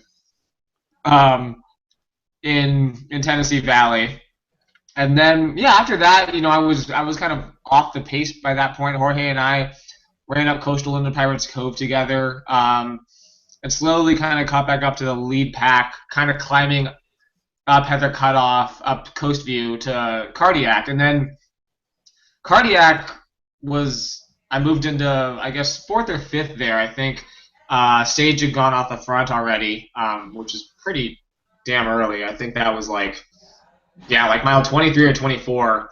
Right. He just went straight through. I went straight through the aid station. I didn't stop. But I was at that point. I was behind like Justin Houck and Debo and Dakota and a bunch of the Solomon guys. And I think Vargo and Tim Tollefson were still ahead of me at that point. Zach Miller was. I mean, it was that huge lead pack, 15 guys in front of me, and everybody stopped. And I didn't need to, so I just ran right on through and passed 10 people right there. And the only guy that passed me after that point was Dakota, and he was right on my heels coming out of that aid station. We rolled along Matt Davis up to the turnaround at McKinnon Gulch, and I put a little gap on him coming up on the road on the way back from the turnaround.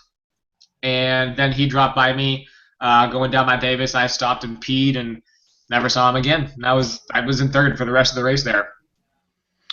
Yeah, when I gave you the high five and basically allowed you to get 3rd, it was pretty clear that you were feeling great, and those who were behind you weren't struggling. They were also looking really good, but you were just flying.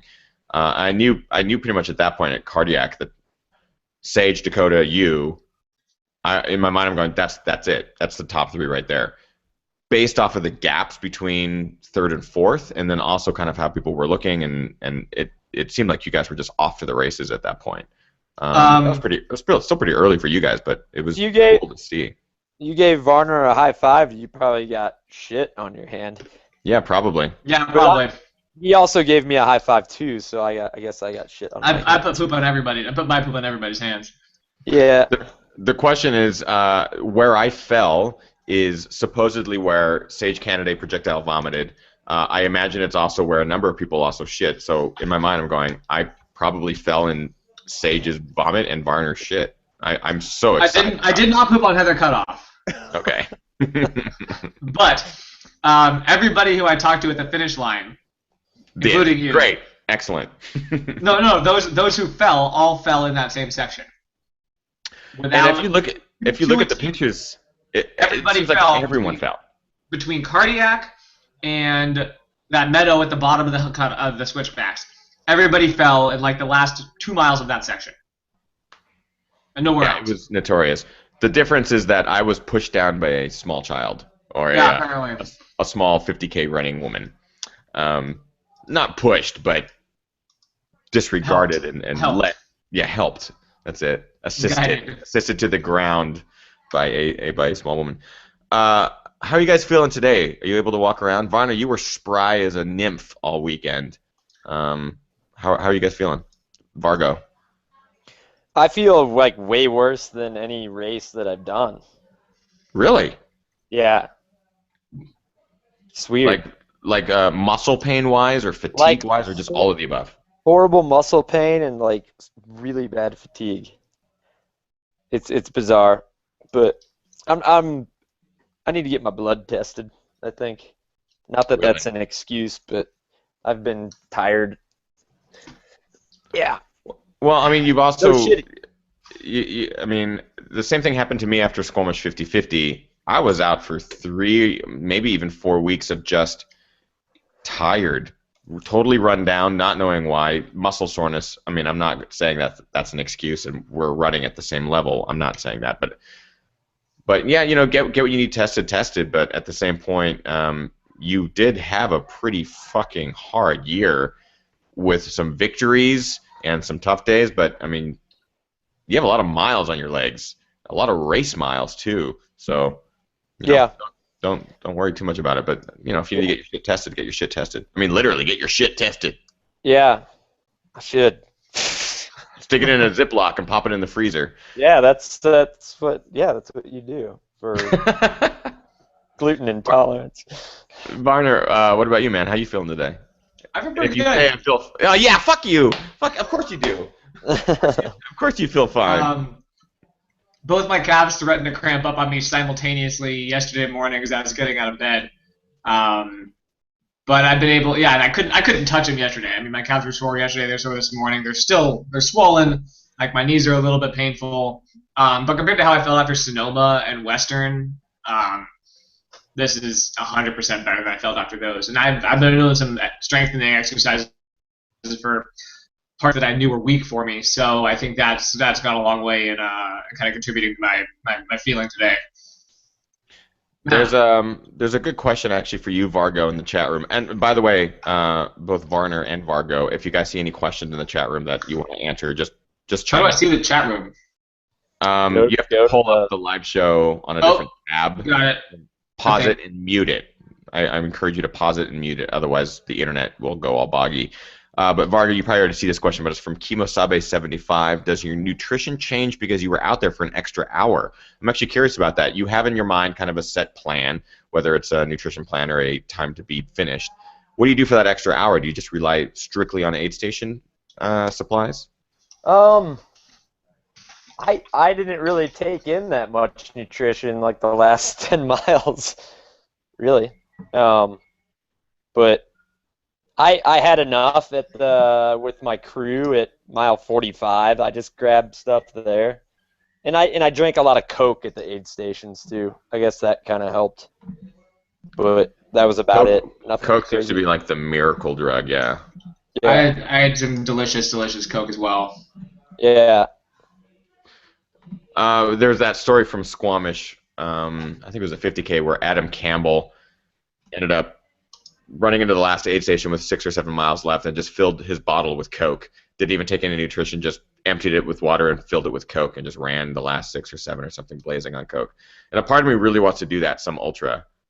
Is just like, fuck all this, I'm just taking Coke. And then go with a 2-liter bottle and just see what happens. That's what Rob did at Leadville. He filled up 2 amphipod bottles with Coke. And really? he said that saved him at the end. That's crazy. Yeah. Raul asked, what did you guys eat the night before the race?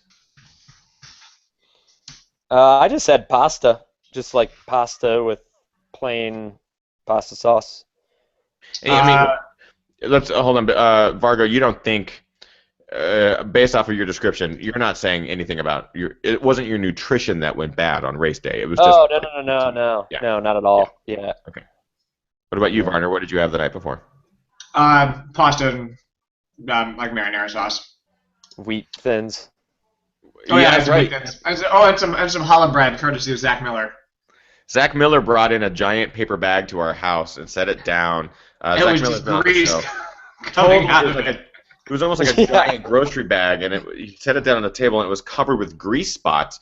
And I go over to it, and I look at Varner. I'm like, did you guys just bring a giant bag of French fries the night before a race? He's like, oh no, that's challah bread. That's Zach Miller's challah bread. I was like, that's all he had. I had to give him a little pasta. He's like, yeah, he ate half of my pasta and some of Vargo's and. That kid, he is so awesome. he just goes and goes and goes, but his fuel is the weirdest thing. Like I remember him He didn't coming on make the his, show. he didn't make his poop stuff for Lake Sonoma. That's right. It's interesting. Vincent asks, carbonation doesn't upset your stomach? No, if anything, in my opinion, the carbonation from Coke, even though it's slight because the Coke has been sitting out for a while, it helps a lot. It actually helps kind of relieve some of that stomach pressure and stuff like that. I definitely felt like I was running the burp. beer mile afterwards a couple of times. Really? Yeah, I got carbonated Coke Oh, I and was like waiting. burp. Yeah. Burping feels really good. Yeah, you have to drink it, and then I definitely had to concentrate on finding the burping myself. Sage even commented that part of his projectile was as a result of drinking too much Coke and then also whatever liquid he was taking in at the time because it combined too much and just basically came up here and he just had to release it. I think that's what he mentioned. Was kind That of sounds the like result of all fun. that. Yeah. Let's. I want to make sure that we talk about gear because I've had this question from my race all weekend long. People wanted to know what was my gear, even though I posted pictures of it. People might not know what the item is in the photo. I'll start, and we can go down to you guys too. I know you guys have very specific likes as far as what you like to carry. Up top for me was the Train Race Beer trucker hat, which you can get in my store, Zazzle.com/thegingerrunner. It's super simple, cheap trucker hat. I just haven't worn it before, so I was like, oh, let's try this. Train Race Beer buff, the Ginger Runner sports shirt, Pearl Izumi Ultra shorts. I really love those shorts. They have tons of storage. The pack was the Solomon 5L, the 5-liter pack. It's the best pack on the market currently, in my opinion, as far as reviews are concerned. It's just up there. Ultimate Direction bottles in the pack. One of the reasons I do that is because the soft flasks, I can't get into an aid station, fill it with water, fill it with Tailwind fast enough. A bottle, I can just, it's so much quicker for me to do that with a bottle. I can do it on the run, so I can just have a bottle refilled at an aid station, run out with it, and then refill on the fly with Tailwind. It's much, much easier. And they do fit in that pack. It's a bit of a stretch, but they do fit.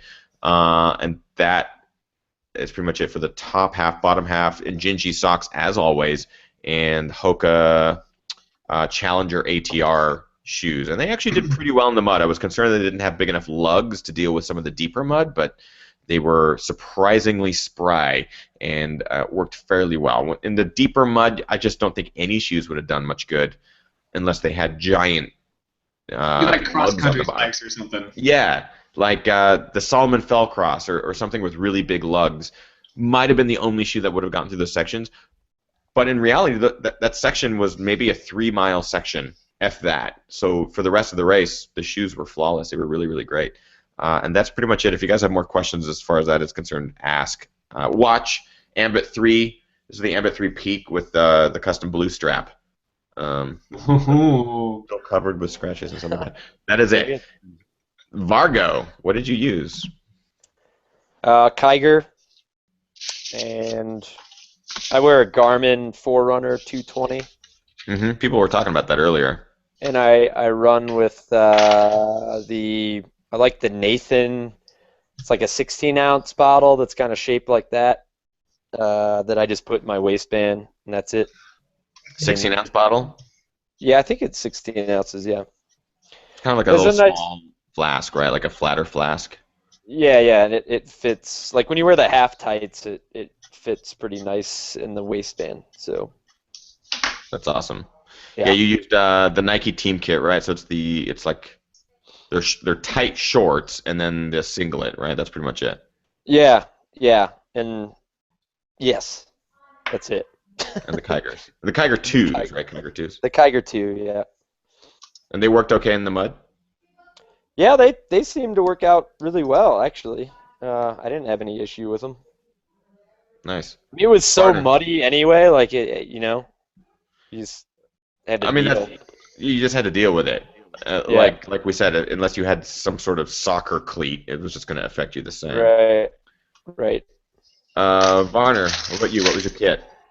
Nike kit. I went with the split shorts, which I had a lot of people ask me about New York as well, but those have the team kit, but they sewed pockets into them for us for Western States. Right. And those pockets are starting to slightly peel off because they were definitely one-off items.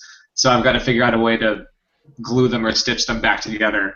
But yeah, so singlet, split shorts, Kiger 2s for the shoes. My watch was the Suunto Ambit 2 with heart rate monitor, and my bottle was the Amphipod, like that contoured. I don't know how many ounces it fits, but the bright green contoured one. And I actually, my buddy Chris DiNucci, who finished I think 18th, but he crashed at my place, and he had the same bottle. But he was using, he's a radiologist, and he had some extra like surgical rubber that he'd taken home from the clinic, and he'd wrapped it in a noose and tied it, or wrapped it in a loop and tied it, and was just using that to hold the bottle in place. And I didn't like either of my strap options that I had, the one that came with it, or I had another one from another bottle. So and he had mentioned that he had an extra one, so I asked him for that. And he kept apologizing, saying like, "Sorry if it doesn't work out." And I was like, "Well, that's what I get for using something for the first time on race day if it doesn't work out."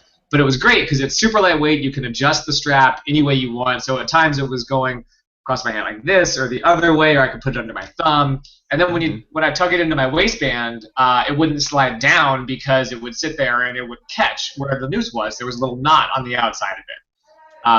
So it worked out fantastically, and that's probably what I'm going to use going forward. That's excellent. Yeah, I was actually seeing for the first time. I know Solomon. I saw it at the San Francisco Running Company. But yeah, there was a new kind of handheld that you could have like 6 or 7 different adjustable hand positions. Yeah, like that. They've got like a neoprene sort of glove almost that you hook a couple fingers through. And I'm like, that system alone is such a more flexible solution for so many people, because whether you want to hold a bottle like this or hold a bottle like this, or cradle it in your arm, it's nice to have those options. What about nutrition? I'll start. I did Tailwind Nutrition, which I've been loving it, but the flavors are just pretty intense for me, so I've been sticking with the naked flavor, which has just enough flavor to know that I'm drinking not water and drinking something with calories, so I don't have to look down. But it's also a real nice subtle flavor. So I've been doing the naked Tailwind. Before the race, I would do Pocket Fuel. Whether it's with breakfast, I can do one of the nut butters, but then there's also the cold brew coffee shot, so I did one of those. And then Coke. This was, again, I didn't say this in any of my videos, but I'm going to say it now. They didn't have any watermelon. They didn't have any veggie broth. The 2 things I asked for from last year, and I even wrote them an email and like a survey, filled this whole thing out. I'm like, how can you not have these items? They didn't have it, so I didn't get to partake in any of it. So I just had Coke and Tailwind. That is it. And then 2 goos. I think I took 2 goos over the course of the entire race. Solid. It was all very, very good. Vargo, what did you do? V Fuel, Goo, and Perpetuum, Hammer Perpetuum. Was that the first time you used Perpetuum? You've used it a couple times, but yeah, I've first used time it in a race? on long runs, but first time in a race, yeah. I feel like you could, I would maybe do well with just that and like less goo. It's not super sweet, which is nice. Yeah. But yeah, that was pretty good. So how did you carry the powder in like extra pouches, or did you have your? I know you have people at aid stations and stuff. How did you have that organized? Because that's a big question. Yeah, I just took it at where my crew was. I just chugged it really quick, 2 scoops. So it was just in like a 10-ounce bottle, and I chugged that really quick. Oh, gotcha. Okay, so you take the calories at once as opposed to like sip it over 2 hours or something. Yeah. Got it. Okay, that's cool. But I'm still trying to dial all that stuff in. I don't have it down yet. Well, you'll get it. I mean, yeah, you'll figure it out. You'll figure out what works with your system. Sorry I'm lame right now, man. I'm super tired. Oh, it's okay. I'll let you guys go here in just a second. Varner, what about you? What did you do for nutrition? Let's see. I ate 2 Piggy bars. I kind of tried to take half a Piggy bar every 3.5 miles.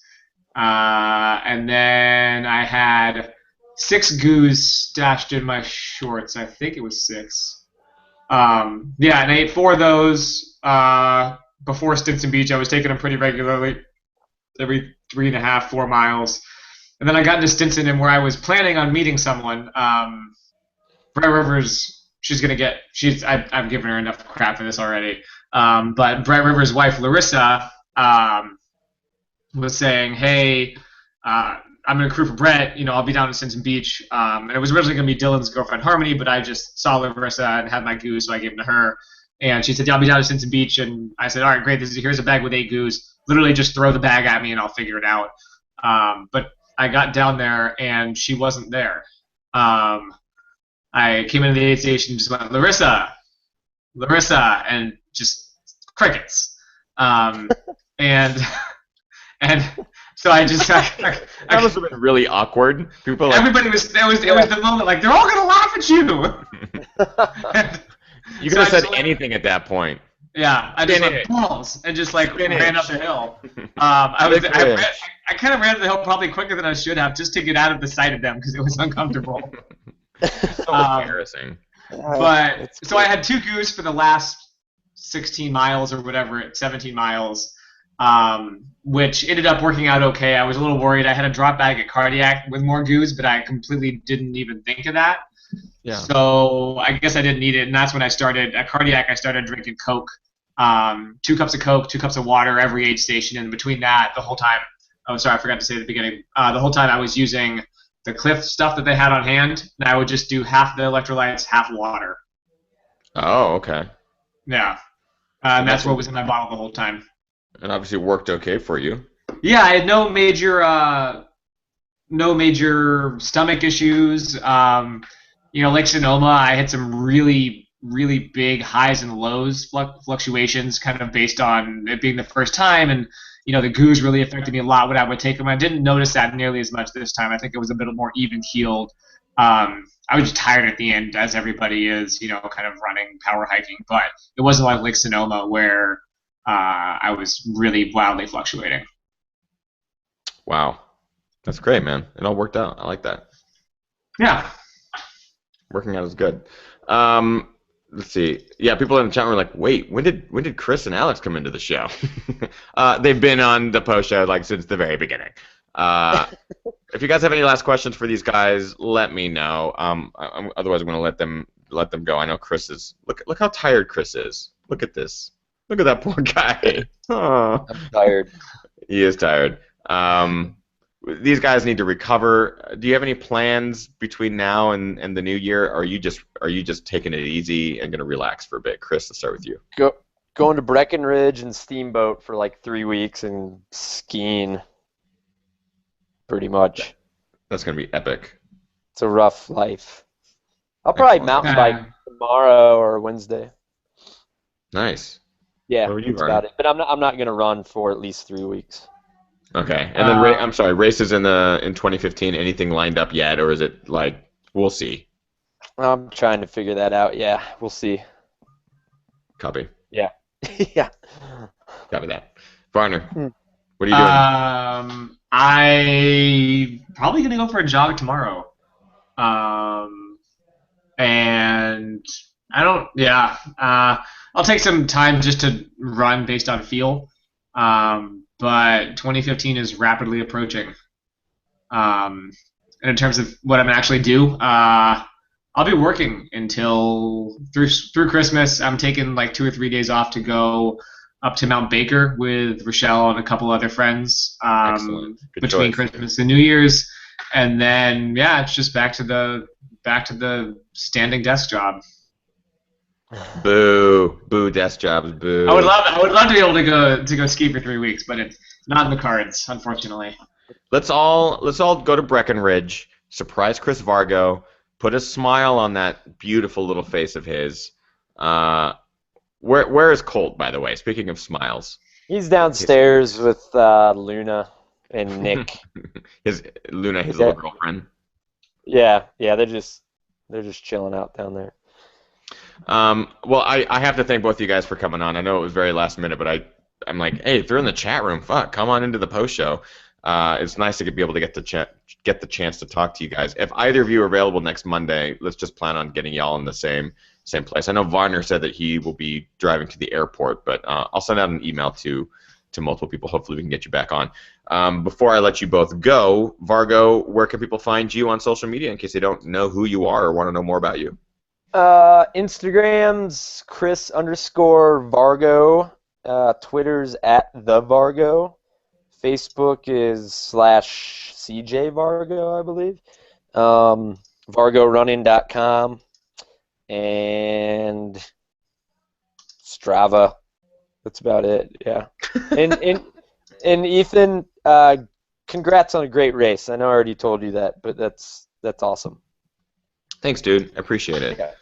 It was a fun weekend. I was just gonna say that the race was like a little bit of like a cherry on top of a much bigger, awesomer weekend. Yeah, it's always hard leaving everyone, you know? Yeah.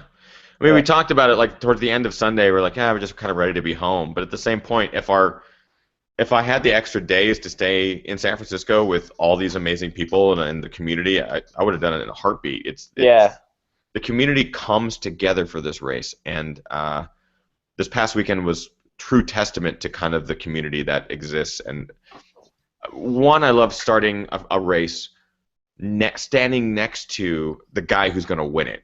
Like that is so weird that this still exists, where I can, an elite mid-packer can start a race with a guy who's going to go win the motherfucker.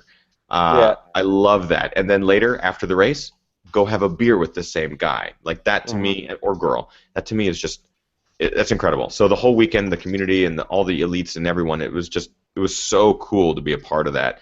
And so Vargo, thank you for letting me be a part of the house with you guys. Yeah, that was fun too, and I'm glad you guys all came over, Varner, and that was fun. And Varner, you had a badass season and incredible race on Saturday. So thanks, man. You too.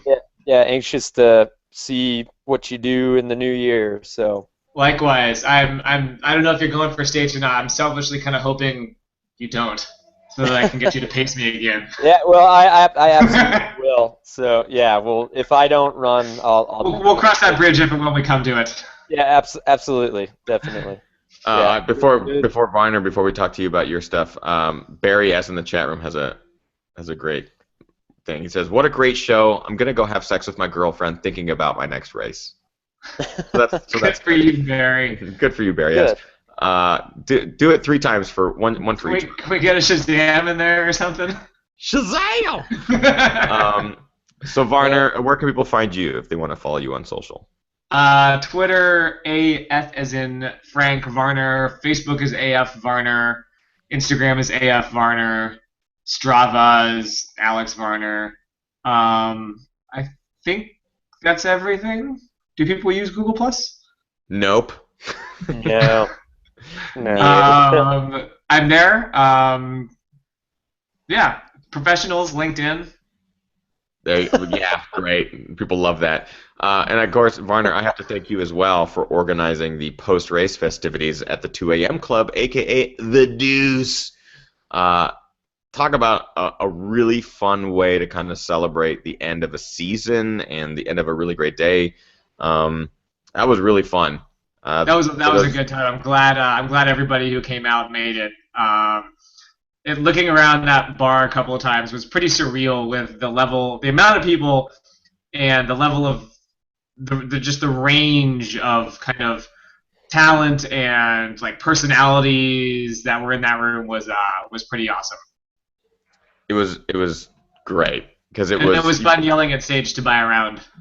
I was just gonna say, walking into the bar and seeing elite mid-packers and even back of the packers all sharing beers together and exchanging stories. It's unlike any experience that you'll ever get in any other race, whether it's a road race or a trail race. Like this particular one, it was great.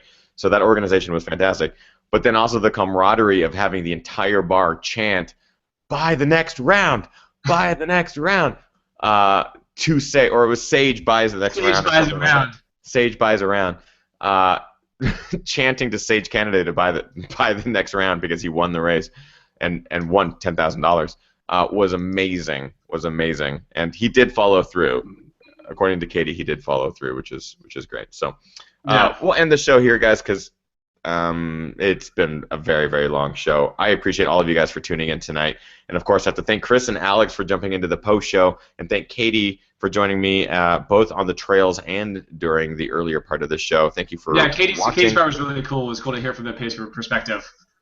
Yeah, I wish I could have had her on for the section where I was describing the actual moment in the race when she joined me, and we could actually run together. But timing just didn't work necessarily. But we'll have her on the show again in the future. She's awesome. Her and Dom are both awesome. Well, thank you guys for watching live, and thank you for the continued support. Again, I want to remind you the 2 shows coming up before the end of the year are going to be pretty amazing. Tune in next week. Hopefully, we'll have a bunch of elites on, just talking shit, and maybe even giving some stuff away. And then the next week after that is going to be the Ginger Miss episode, and I have a special guest, which I'm excited to announce later. Keep your eye on YouTube. It's going to be Santa, but it's going to be Satan. I'm sorry, I have to bring it up. Keep your eye on youtube.com/thegingernunner, because I have 2 huge films dropping before the end of the year, and I'm going to need all the help I can get to share these motherfuckers all around the web, and making sure that runners of all sorts see them and share them and love them. I hope they love them. In the meantime, hope you guys are racing harder and partying the hardest. Get out there. Enjoy your time on the trails before it gets real bad, because the weather's going to turn, I'm sure, towards winter season here. You guys are amazing. See you guys next time.